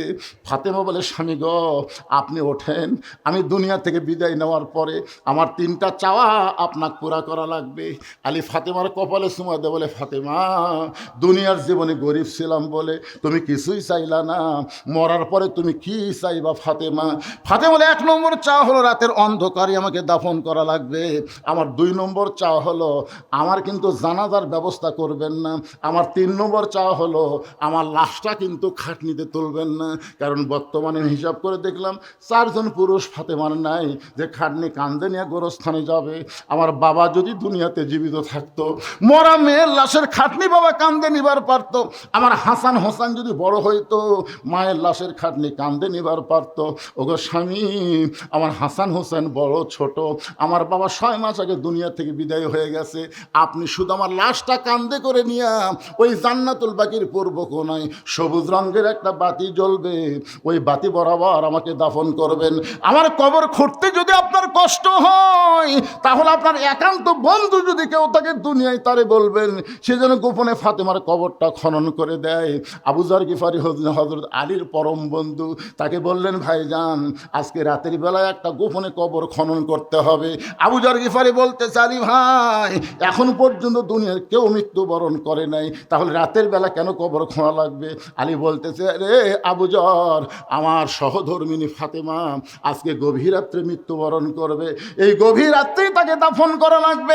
আবু যর গিফারি কোদাল নিয়ে জান্নাতুল বাকির পূর্ব কোণায় সবুজ রঙের বাতি বরাবর তাকায় দেখে যেই বাতির কোনো তার নাই, যেই বাতির কোনো সুইচ নাই, বিনা তারে বিনা সুইচে আমার আল্লাহ তাআলা অটোমেটিক জ্বালায়া দিছে। লিল্লাহে তাকবীর। ওই বাতির আলো গোলাকার হয়ে পড়ে নাই, আলো 4 কোণা হয়ে পড়েছে কবরের মতন। আবু যর গিফারি কোদাল দিয়ে কবর খনন শুরু করে দিলেন।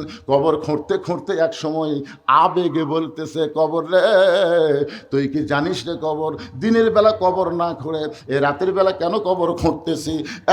কবর, এমন একজন মেয়েকে এই কবরে দাফন করা হবে, আল্লাহ নবীর মেয়ে হওয়ার পর নবী তাকে মা বলে সম্মান করেছে। কবর রে খবরদার বেয়াদবি করবি না। তুই কি জানিস রে কবর, এমন একজন মাকে এখানে রাখা হবে যার 2টা সন্তানকে আল্লাহ জান্নাতের যুবকদের সর্দার ঘোষণা করেছে। কোদাল দা কবর খুঁড়তে খুঁড়তে এক সময় আবু যর বলতেছে, কবর রে তুই কি বলতে পারিস কবর আমি রাতের বেলা কেন খুঁড়তেছি? হযরত আলীর সহধর্মিনী ফাতেমাকে এই কবরের মধ্যে রাখা হবে। এই কথা বলে আবার যখন কোদাল দা কবর খুঁড়তে চায়, হঠাৎ কবরের ভিতর থেকে একটা আওয়াজ আসতেছে। এটা কিন্তু ফাতেমার জন্য বলতেছে না, এটা আমরা যারা বসে আছি আসলে যাইতে হবে সবার জন্যই কবর কিন্তু বলতেছে। কার মা, কার মেয়ে, কার বিবি, এইটা কবর দেখবে না। আমল যদি ভালো হয় কবর জান্নাতের বাগান হয়ে যাবে, আমল যদি খারাপ হয় কবর জাহান্নামের গর্ত হয়ে যাবে। বাজান এই কথা শোনার পর আবু যর গিফারি কোদাল ফাইলা দিয়ে দৌড় মারছে, আর গোরস্থানের মধ্যে তাকে পাওয়া যায় নাই। নির্দিষ্ট সময় হযরত আলী ফাতেমার দেহখানা নিয়ে ওই দাফন করার পরে আল্লাহর কাছে বলতেছে, আল্লাহ এই ফাতেমার পর্দাকে কবুল করে নাও। হঠাৎ হযরত আলী দেখতে পায় কয়েকটা পুরাতন কবর, এখনই ফাতেমার কবর দিল, সেই নতুন কবর নাই।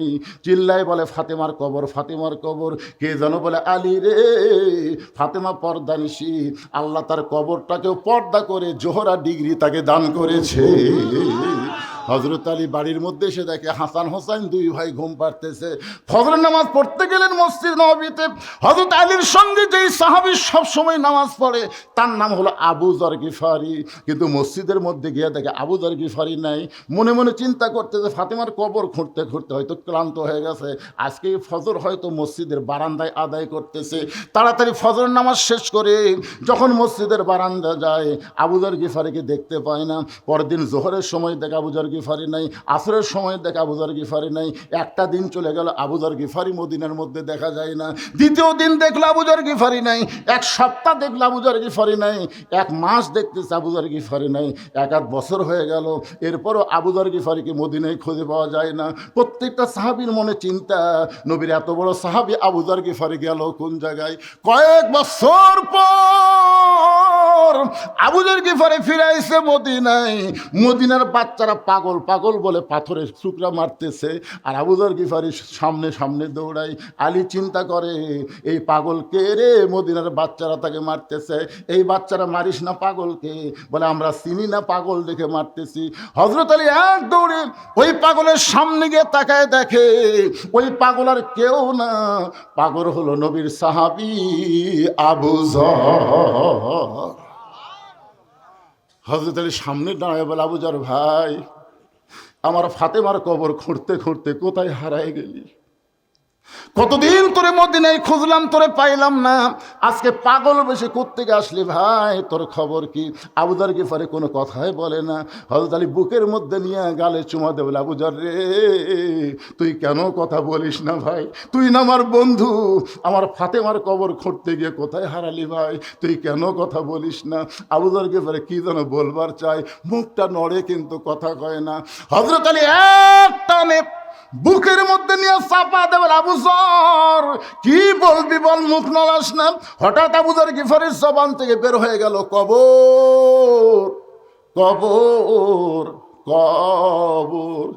তিনবার কবর কবর বলে আলী তাকায় দেখে আবু যর গিফারের দেহ ভারী লাগতেছে। বুকের মধ্যে দেহটা যখন ভারী লাগে, আস্তে করে হাতটা যখন ছেড়ে দেয়, তাকায় দেখে আবু যর গিফারি মাটিতে পড়ে গেল।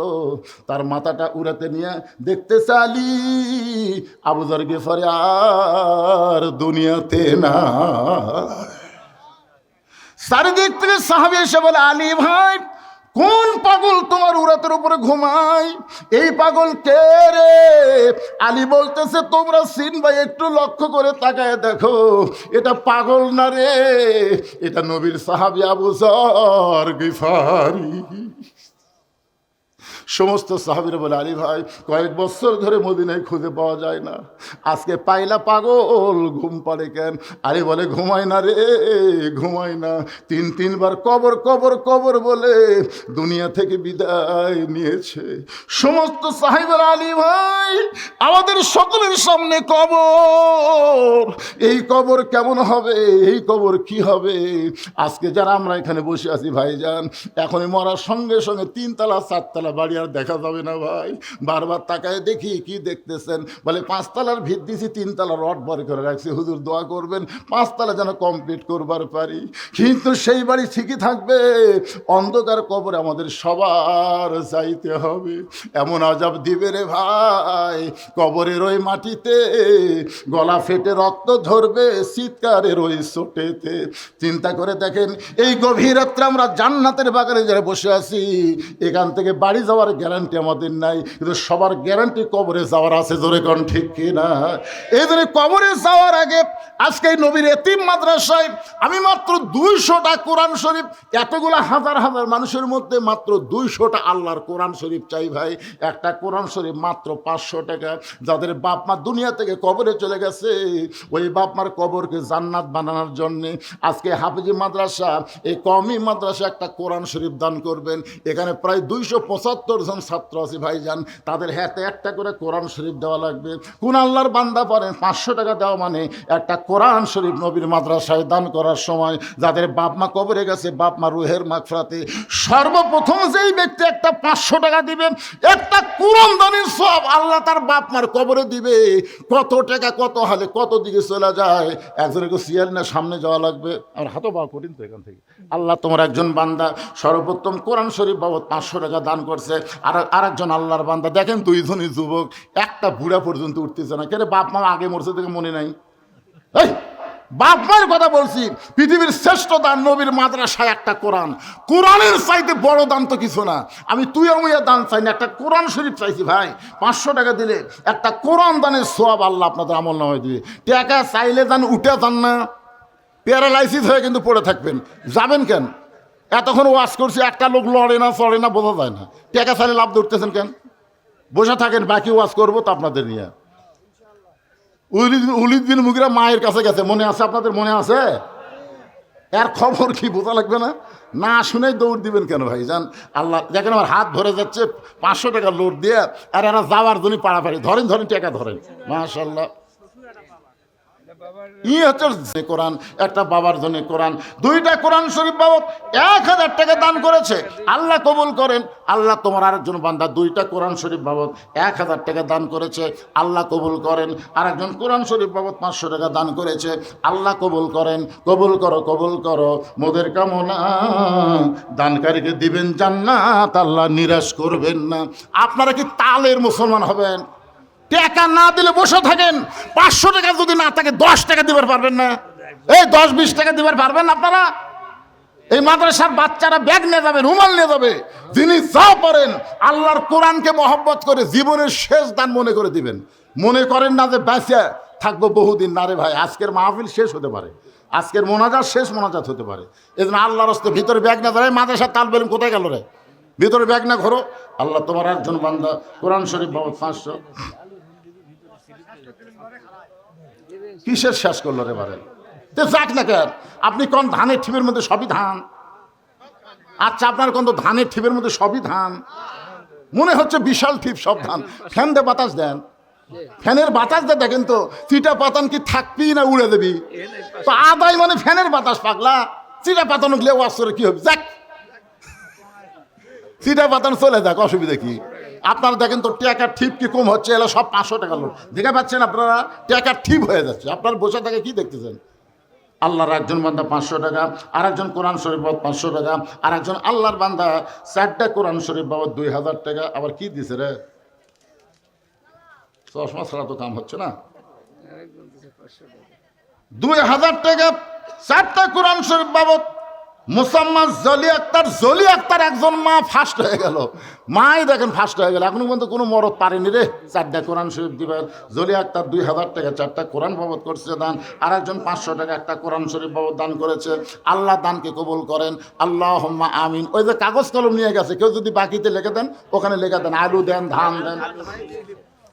আলুর এবার যে দাম, আগামীতে দাম হবে ইনশাল্লাহ। দেন। আর সদকা তো তারুদ্দুল বালা, দান সদকা করলে আল্লাহ বালা মুসিবত দূর করে দেয়।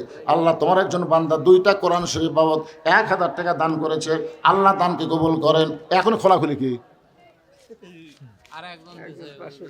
বন্ধ করে থো, খোলাখুলি না। আল্লাহ আর একজন কোরআন শরীফ বাবদ 500 টাকা দান করছে, আল্লাহ কবুল করেন। আল্লাহর একজন বান্দা 2টা কোরআন শরীফ বাবদ 1000 টাকা দান করছে, আল্লাহ কবুল করেন। অনেক টাকা দিছে আজকে চেয়ারম্যান সাহেব, তাই না? কয় হাজার দিছে এটি? সাবেক চেয়ারম্যান, ও সাবেক চেয়ারম্যান, ভারপ্রাপ্ত চেয়ারম্যান আবুল কালাম সাহেব, আবুল কালাম আজাদ সাহেব 20টা কোরআন শরীফ বাবদ 10,000 টাকা। ধরে বলেন মারহাবা। আল্লাহ তো ইজ্জমান তাশা, আল্লাহ তার সম্মান আরো বাড়ায় দেয়। ওয়ারাফা'না লাকা যিকরাক, এখানেও জিকিরের কথা আছে। ওয়ারাফা'না লাকা যিকরাক, জিকিরের কত আর শুনবেন। আল্লাহ এটা আবার কে দিল? আব্দুল জলিল সাহেব, উত্তর বিল হামলা 20টা কোরআন শরীফ বাবদ 10,000 টাকা। ধরে বলেন মারহাবা। জোরে কথা না মারহাবা। এই ফাঁকা জায়গাগুলো পুরো করেন তো।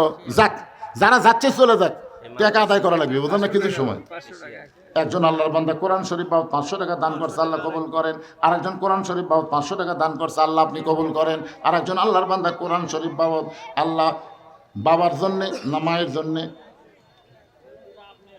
কোরআন শরীফ বাবদ দান করেছে, আল্লাহ 500 টাকা না 1000 টাকা দান করছে। 2টা কোরআন শরীফ বাবদ, আল্লাহ দানকে কবুল করেন। আর একজন একটা কোরআন শরীফ বাবদ 500 টাকা দান করছে, আল্লাহ আপনি কবুল করেন, আল্লাহুম্মা আমিন। আর একজন আল্লাহর বান্দা কোরআন শরীফ বাবদ নগদ 500 টাকা দান করেছে, আল্লাহ দানকে কবুল করেন, আল্লাহুম্মা আমিন। কবুল করো, কবুল করো, মোদের কামনা দানকারীকে দিবেন জান্নাত, আল্লাহ নিরাশ করবেন না। আমি শুনেছি এ মাদ্রাসার দাতার সদস্য আছে, সদস্য নাই? সদস্য আছে। তারা কয়েকদিন আগে এখানে একটা হাল খাতাও আছে, খাওয়া দাওয়া করে ইনশাল্লাহ। ওরে বাবা, দাওয়াত পাচ্ছিলেন আপনারা? সব খাওয়া পাটি নাকি? তাই তো টাকা দিচ্ছেন না বারে। আর একজন আল্লাহর বান্দা কোরআন শরীফ 500। আমার মায়েরা খুবই কোরআন শরীফ দান করে, বুঝলেন? মায়েদের কাছে যাইয়ে দেখেন, মায়ের আমার খুশি হয়ে দান করে। দোয়া করে দেবো মা খাদিজার সঙ্গে ফাতেমার সঙ্গে আল্লাহ যেন জান্নাত দেয়, জোরে কোন আমিন। দাও দাও তাড়াতাড়ি দাও। এখন আবার আমার বাকি ওয়াজে ফেরত যাব। সবাই একটু জিকির করেন, লা ইলাহা ইল্লাল্লাহ, লা ইলাহা ইল্লাল্লাহ, জোরে লা ইলাহা ইল্লাল্লাহ। কোরআন শরীফ বাবদ আল্লাহ তোমার একজন বান্দা 500 টাকা দান করছে, আল্লাহ দানকে কবুল করেন। আমি বলেছি পৃথিবীর শ্রেষ্ঠ দান নবীর মাদ্রাসায় একটা কোরআন। অনুনাজ্জিলু মিনাল কোরআনি মা হুয়া শিফাউ ওয়া রাহমাতুল লিল মুমিনিন। একটা কোরআন শরীফ দান করেন, 1-8 বছর ডাক্তারের কাছে যাওয়া লাগবে না। কি হলো, অসুবিধা কি? আল্লাহ এটা কি দিছে আবার? ফতুয়া না দান বাড়ে না? মাশাআল্লাহ, 500 টাকা নগদ, 5টা কোরআন শরীফ বাকি। আমরা কিন্তু কোরআন শরীফ চাচ্ছি না, আপনি 5টা কোরআন শরীফ কিনে না মাঝে দেবেন, সেটা আমরা চাচ্ছি না। আমরা কোরআন শরীফ বাবদ 5টা মানে 2500 টাকা চাই। আপনি এখানে লিখবেন কোরআন শরীফ বাবদ 2500 টাকা। ওরা কোরআন শরীফ কিনে না দিবি, এই মাদ্রাসার ছাত্ররা সেটা পড়েই না। কারণ মাদ্রাসার কোরআন, নুরানি কোরআন, এগুলো কোরআন তাই বলে সব কোরআনই এক, কিন্তু পড়ার জন্য কতগুলো কোরআন সহজ হয়। আর সেই মাদ্রাসার কোরআন আপনারা আনবার পারবেন না, টাকা দিলেই হবে ইনশাল্লাহ। মহব্বতে জিকিরে লা ইলাহা ইল্লাল্লাহ, লা ইলাহা যারা দাঁড়াইছেন আল্লাহর রাস্তায় বসেন, লা ইলাহা ইল্লাল্লাহু মুহাম্মাদুর রাসূলুল্লাহ সাল্লাল্লাহু আলাইহি ওয়াসাল্লাম। ওলীদ বিন মুগীরার মা বলতেছে, বাবা রে, তোমার বাবা মাসের পর মাস যখন বাইরে থাকে, এমন সময় আমার ভিতরে শয়তান ঢুকলো, মিন শারিল ওয়াসওয়াসিল খান্নাস। আমি মনে মনে একটা গান শুরু করে দিলাম, একা একা কেন ভালো লাগে না, কোনো কাজে মন যেন বসে না, আমার কি হতে কি হইয়া গেল। একটা মেয়ে কিন্তু একা থাকা খুব কঠিন, বিয়ার পরে। ধরে কখন? বিয়ার পরে। কেন? আল্লাহ কোরআনে বলেছেন, এই কোরআন আল্লাহ বলেছেন, হুন্না লিবাসুল লাকুম ওয়া আনতুম লিবাসুল লাহুন্না। স্বামী হলো বিবির পোশাক, বিবি হলো স্বামীর পোশাক। একটা মেয়ে ছেলের পোশাক, একটা ছেলে মেয়ের পোশাক, এ কথা কিন্তু বলা হয় নাই। বলা হয়েছে স্বামী হলো বউয়ের পোশাক, বউ হলো স্বামীর পোশাক। তার মানে বোঝা গেল বিবাহের পরে স্বামী ছাড়া একটা মেয়ের থাকা খুবই, কথা কন না কেন? আমার কথা না, আল্লাহর কথা। আপনারা কি তালের সাথে তাল দিবেন না? তাহলে ওয়াজ হবে? এখন চিন্তা করেন, আমার মনের মধ্যে শয়তান ঢুকলো, মা বলতে, ওলীদ রে শোন, দেখলাম তোর চাচা তাওয়াফ করতেছে, তোর বাপের ছোট ভাই তাওয়াফ করতেছে, মানে আমার বাড়ি তাওয়াফ করতেছে। বুঝতেছে ভাই তো নাই। ভাইয়া তোমার বর, আমি যে দেবর, বুঝে দেখো ভাবি কার বেশি দাবি। ভাইয়া গেছে মালয়েশিয়ায়, আমি এখন আসি। ওলীদ বিন মুগীরার মা বলতেছে, আমি আস্তে করে দরজা খুলে দিও, তোমার বাপের ছোট ভাই চাচা ঘরের মধ্যে ঢুকলো। আমি আস্তে আস্তে তাকে আকর্ষণ করলাম, তার সঙ্গে মিলনের মাধ্যমে তুমি আমার পেটে আইছো, তুমি আসলেই জারদ সন্তান। আবু জেহেল বলতেছে, কেরে আমি তোরে বারবার নিষেধ করি, তারপরে তুই তীর মারিস, তোর ভাব কি? এক হাতে ওলীদ বিন মুগীরার বর্ষা ধরছে, এরকম বর্ষা ধরছে, ধরে চাদর টান দিচ্ছে। ধরে কারণ কি টান দিচ্ছে? চাদরের তালে কে ঘুম পাড়তিছে? বাঘের বাচ্চারে। আবু জেহেল যেই মাত্র চাদর টান দিয়েছে, 27 নেতা, 27 জন নেতা, কোন কিতাবে লেখছে 37 জন নেতা, 37 জন নেতার চোখ আসছিল সারা রাত জাগার চোখ। সারা রাত জাগলে চোখ কি হয়? ছোট হয় না? ছোট হয় না? ঘুম ঘুম ভাব। কিন্তু যেই দেখিছে চাদর টান দেয়, নবী না আলী, সবার চোখ কেরে? এই তুই তো বারবার জানলাতে দেখলি, এই তুই কি দেখলি রে? আমি জানলাতে দেখি ওরে তো মানে চাদর দিয়ে আছে, আমি কি চাদরের ভিতর দেখছি? আমি তো মনে করছি জাগা মতো ঠিকই ঘুম পাড়তিছে। সঙ্গে সঙ্গে আবু জেহেল চিল্লায় বলে, আলী তোর নবী কোন দিকটা পলাইলো? হযরত আলী মুচকি মুচকি হাসতেছে। মুচকি মুচকি হাসার কারণ হলো আল্লাহর নবী নিরাপদে আছে। জোরে গান না সুবহানাল্লাহ। আলী কিন্তু চাদরের মধ্যে যখন ঘুমায় তখন চিন্তা করছে 7-8 জন লাঠি নিয়ে দাঁড়িয়ে আছে, নবী বাইর হবি কি যে হবি, কিন্তু আল্লাহ নবী হুকুম করছে ঘুমা, চাদর মুড়িতে ঘুমা। এখন নবীর কথাও মানা লাগবে। মা আতাকুম রাসূলু ফাখুযুহু ওয়া মা নাহাকুম আনহু ফান্তাহু। নবীর কথা বিশ্বাস করে হযরত আলী ঘুমায় গেছে। যেই মাত্র আবু জেহেল বলতেছে তোর নবী কোন দিকটা পলাইলো, তখন আলী মুচকি মুচকি হাসার কারণ হলো দুইটা। 1 নম্বর কারণ হলো নবী নিরাপদে আছে, ধরবার পারে। আর হাসার 2 নম্বর কারণ হলো মুখ খুলে বলতেছে ও নেতারা আপনারা চেতন থাকলেন আর আমি ঘুম পারলাম, তাহলে নবী কোন দিক দিয়ে গেল এটা কে জানবি? এমন কথা হযরত আলী বলেছে। আবু জেহেলের মুগত পড়ছে ছাই। মুগত পড়ছে কি? মুগত যে ছাই পড়ছে তখন বলতে যাই তাড়াতাড়ি গোটা মক্কা অ্যাটাক করা লাগবে। আমার বিশ্বাস এখন পর্যন্ত মক্কা ছাড়ে নাই, যে কোনো পাহাড়ের গুহায় আশ্রয় নিয়েছে। দেখছেন আবু জেহেলের বুদ্ধি দেখছেন? আলী চিন্তা করলো এই মুহূর্তেই যদি এরা যায়, আমার নবী তো কদ্দূর গেছে, এরকম আটকান লাগবে। যে এরা বলতেছে যাই, সঙ্গে সঙ্গে হযরত আলী এভাবে বুড়ে আঙ্গুল। আবু জেহেল বলে আলী কি দেখাস? আবু সুফিয়ান বলে নেতা এমনি তো ঘুম পাড়ে পলানোর সুযোগ করে দিছে, আবার বুড়ে আঙ্গুল ঘুরাচ্ছে, এক সাইজ করা হোক। আলী বলতেছে আয়, আমি তো এটাই চাচ্ছি রে পাগলা, আয় আয়। কারণ আল্লাহ নবী যদি আমাকে বলতো আলী 27টা সারপোকা বাহিরে লাঠি লিয়ে দাঁড়িয়ে আছে, তুই যা, আল্লাহর শপথ করে বলতেছি তোর একজনও বাঁচবি না, একজনও না। কিন্তু আল্লাহ নবী আমার ঘুম পাড়বার কথা রে, এই জন্য ঘুম পাড়া শরীর সাইজ হতে আয়। আবু জেহেল বলতেছে দরকার নেই, কারণ আবু জেহেল কিন্তু সবই জানে, বুঝলেন? আবু জেহেল কিন্তু সবই জানে, কিন্তু মানে না। আমি কিন্তু সবই জানে। আল্লাহ নবী যে আসল নবী এটা আবু জেহেল জানে। এটা জানিছে কবে? লাইলাতুল মেরাজে নবী যখন মক্কা থেকে আল্লাহর আরশ থেকে মক্কাতে আসলেন, প্রথম দেখা হয়েছিল আবু জেহেলের সাথে। যখন নবী কইল বাইতুল মুকাদ্দাসে নামাজ পড়ে আল্লাহর আরশে গেছিলাম, সেখান থেকে 5 ওয়াক্ত নামাজ নিয়ে আসলাম। এটা কিন্তু আবু জেহেল জানে। কিন্তু এই কথা যদি মক্কার লোকেরা বিশ্বাস করে, আমার নেতাগিরি থাকবি না তো। ওই গ্রুপ নিয়ে নবীর কাছে আইসে এসে বলতেছে আবু সুফিয়ান, ও মুসলমানের নবী, তুমি যা কও মুসলমান তাই বিশ্বাস করে। আল্লাহ রাসূল বলতেছে আমি কি বলছি?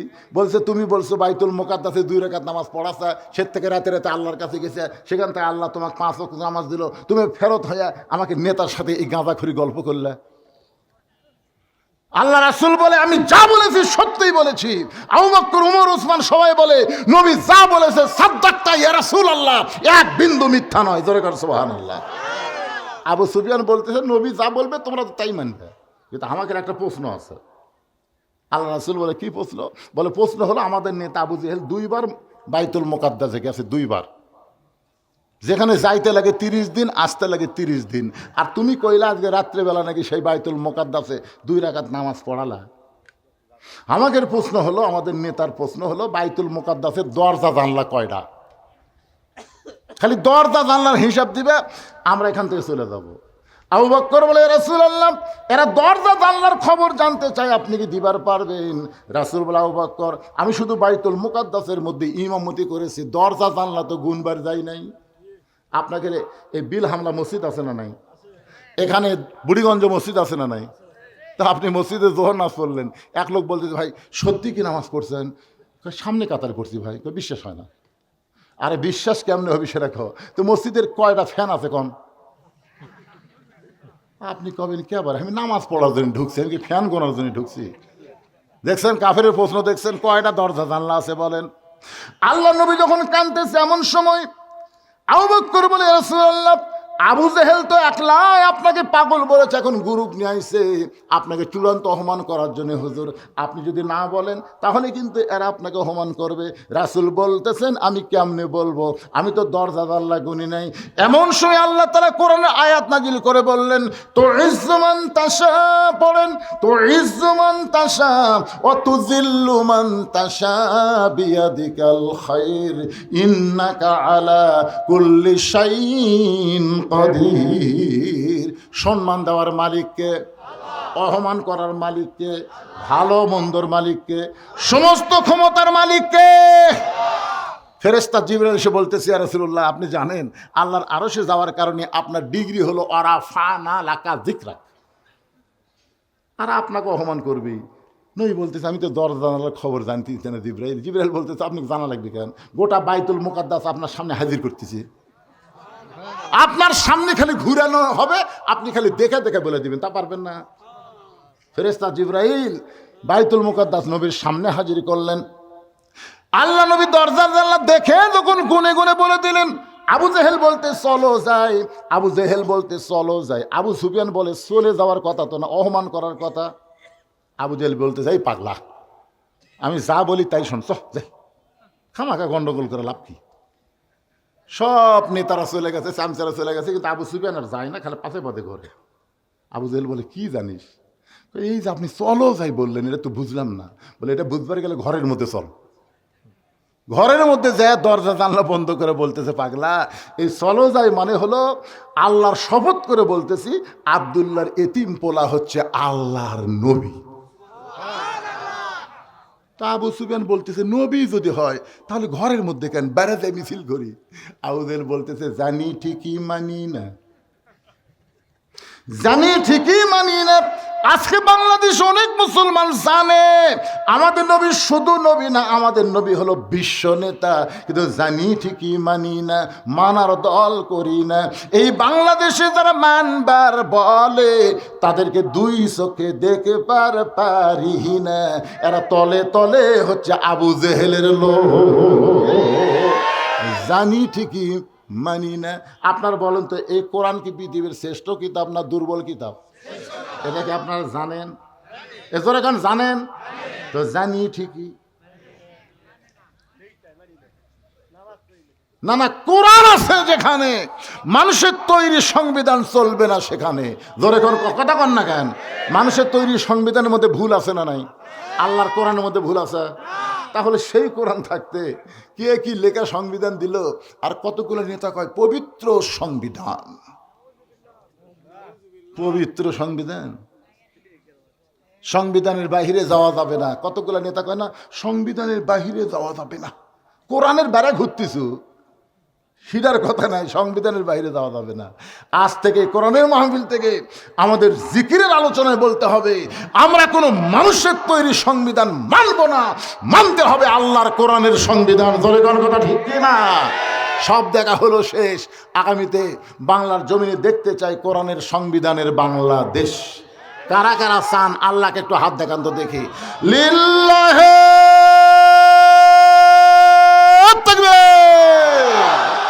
আল কোরআনের আলো, কোরআন হাদিস যেখানে, দুনিয়ার মুসলমান লিল্লাহে তাকবীর। মাশাআল্লাহ। আল্লাহ আজকের আলোচনা বক্তা এবং শ্রোতা সবাইকে আমল করার তৌফিক দান করুক।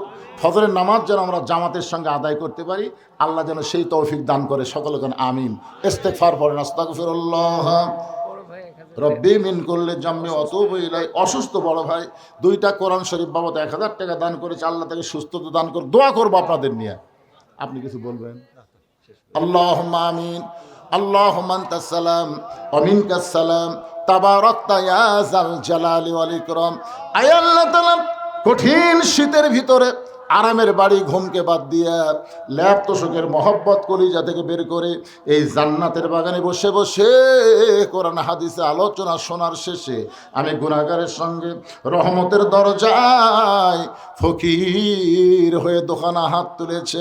মেহেরবানি করে আজকের মাহফিল আমাদের সকলের হেদায়েতের জন্যে, নাজাতের জন্যে, জান্নাতের জন্যে আল্লাহ কবুল করো।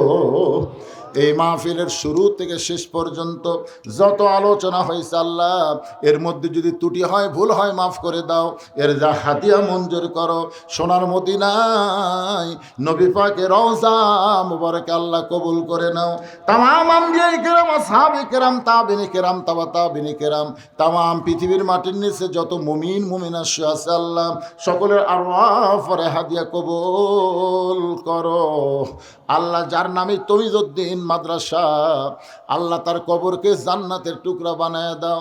আল্লাহ আমরা যারা এখানে হাত তুলেছি, আমাদের জনম দুঃখনী মা যাদের কবরে চলে গেছে, ছোট্ট একটা শব্দ হলো মা, এর নামের মধ্যে কি মধু। যাদের মা নাই তারাই বুঝতেছে। এই দুঃখিনী মা যাদের কবরে গেছে, আল্লাহ কবরকে, মায়ের কবরকে জান্নাতের টুকরা কবুল করে নাও। দরদের বাবা যাদের দুনিয়াতে নাই, বাবার মতন আপন বন্ধু নাই রে দুনিয়ায়। এই দরদের বাবা যাদের কবরে গেছে আল্লাহ মেহেরবানি করে বাবার কবরকে জান্নাতের টুকরা বানায় দাও। আমাদের দাদা দাদি, নানা নানা, আত্মীয় স্বজন, শ্বশুর শাশুড়ি যাদের কবরে গেছে আল্লাহ কবরবাসীদের মাফ করে দাও।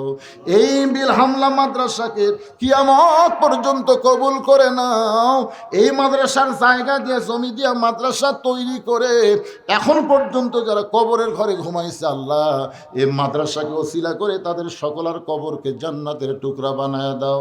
আল্লাহ মাদ্রাসার সম্মানিত সভাপতি, এই মাদ্রাসার সহসভাপতি, এই মাদ্রাসার সেক্রেটারি, এই মাদ্রাসার কেশিয়ার, গামলা গ্রামে বিয়ে করেছি সেখানকার আব্দুল হাই বাচ্চু এই মাদ্রাসার সেক্রেটারি ছিল, অ্যাক্সিডেন্ট করে দুনিয়া থেকে বিদায় হয়ে গেছে। আমার চাচা শ্বশুরের জন্য দোয়া করে আল্লাহ তার কবরকে জান্নাতের টুকরা বানায় দাও। আল্লাহ হাজার হাজার মাদ্রাসার দাতার সদস্য যারা দান করে মাদ্রাসা টিকায় রেখেছে আল্লাহ তাদের সকলকে জান্নাতি সদস্য হিসাবে কবুল করে নাও। এই মাদ্রাসার মুহতামিম, মাদ্রাসার উস্তাদ, মাদ্রাসার তালবে ইলম যাদের মাথায় আজকে পাগড়ি দেওয়া হলো আল্লাহ সবাইকে হক্কানে হাফেজ আলেম হিসাবে কবুল করে নাও। এই মাদ্রাসাকে অত্র এলাকার জন্য নূরের আলো, হেদায়েতের আলো হিসাবে কবুল করে নাও। এই মাদ্রাসাকে ওসিলা করে অত্র এলাকার আসমানি গজব আসমানে নাও, জমিনের গজব জমিনে ডাবায় দাও। মাদ্রাসাকে অত্র এলাকার জন্য রহমত বরকতের জন্য কবুল করে নাও। আমার সম্মানিত মা বোনেরা পর্দার অন্তরালে বসে বসে ওয়াজ শুনেছে, আবিদা সালিহা পদ্মানিশি কবুল করে মা ফাতেমার চরিত্র দান করে দাও। আল্লাহ গো আজকের মাহফিলে আমার শ্বশুর সহ অনেক আপনজন, আত্মীয় স্বজন যারা আমার সঙ্গে হাত তুলে আমিন আমিন করতেছে, মাওলা যার দুই হাত পছন্দ হয় সেই দুইটা হাতের ওসিলায় গোটা মাহফিলকে আল্লাহ তুমি কবুল করে নাও। একটা মিনিট কতজনকে কত কি দিলাম, যাবার কালে একজন আরো দেখা না পাইলাম। ও আমার সাদের মালা যাই রে ছিঁড়ে, রইব না আর বেশি দিন তোদের মাজারে। মিশে মায়ায় বন্দি থাইকা করলাম কত খেলা, পশ্চিমে তাকায়া দেখো তোমার ডুইবা গেছে বেলা। এক পলকের নাই ভরসা, মিশে সকল আশা, কখন বুঝি দারুণ ঝড়ে ভাঙবে তোমার বাসা। কত মানুষের জানাজার নামাজ আমরা পড়েছি, এই দুই হাত দিয়া কত কবরে আমরা মাটি দিয়েছি, এই দুই হাত দিয়া নিষ্ঠুর হয়ে কত লাশ অন্ধকার কবরে নামাইছে। মরে যাব আমরা, কেউ থাকবো না দুনিয়ায়। আল্লাহ যেদিন আমাদের মৃত্যু হবে দিনটা যেন জুমার দিন হয়, মাসটা যেন রমজান মাস হয়, ইমানের সাথে ইজ্জতের সাথে এই দুনিয়া থেকে বিদায় নেওয়ার কালে আমাদের জবানে জারি করে দিও লা ইলাহা ইল্লাল্লাহু মুহাম্মাদুর রাসূলুল্লাহ সাল্লাল্লাহু আলাইহি সাল্লাম। আসসালামু আলাইকুম ওয়া রাহমাতুল্লাহি ওয়া বারাকাতুহু।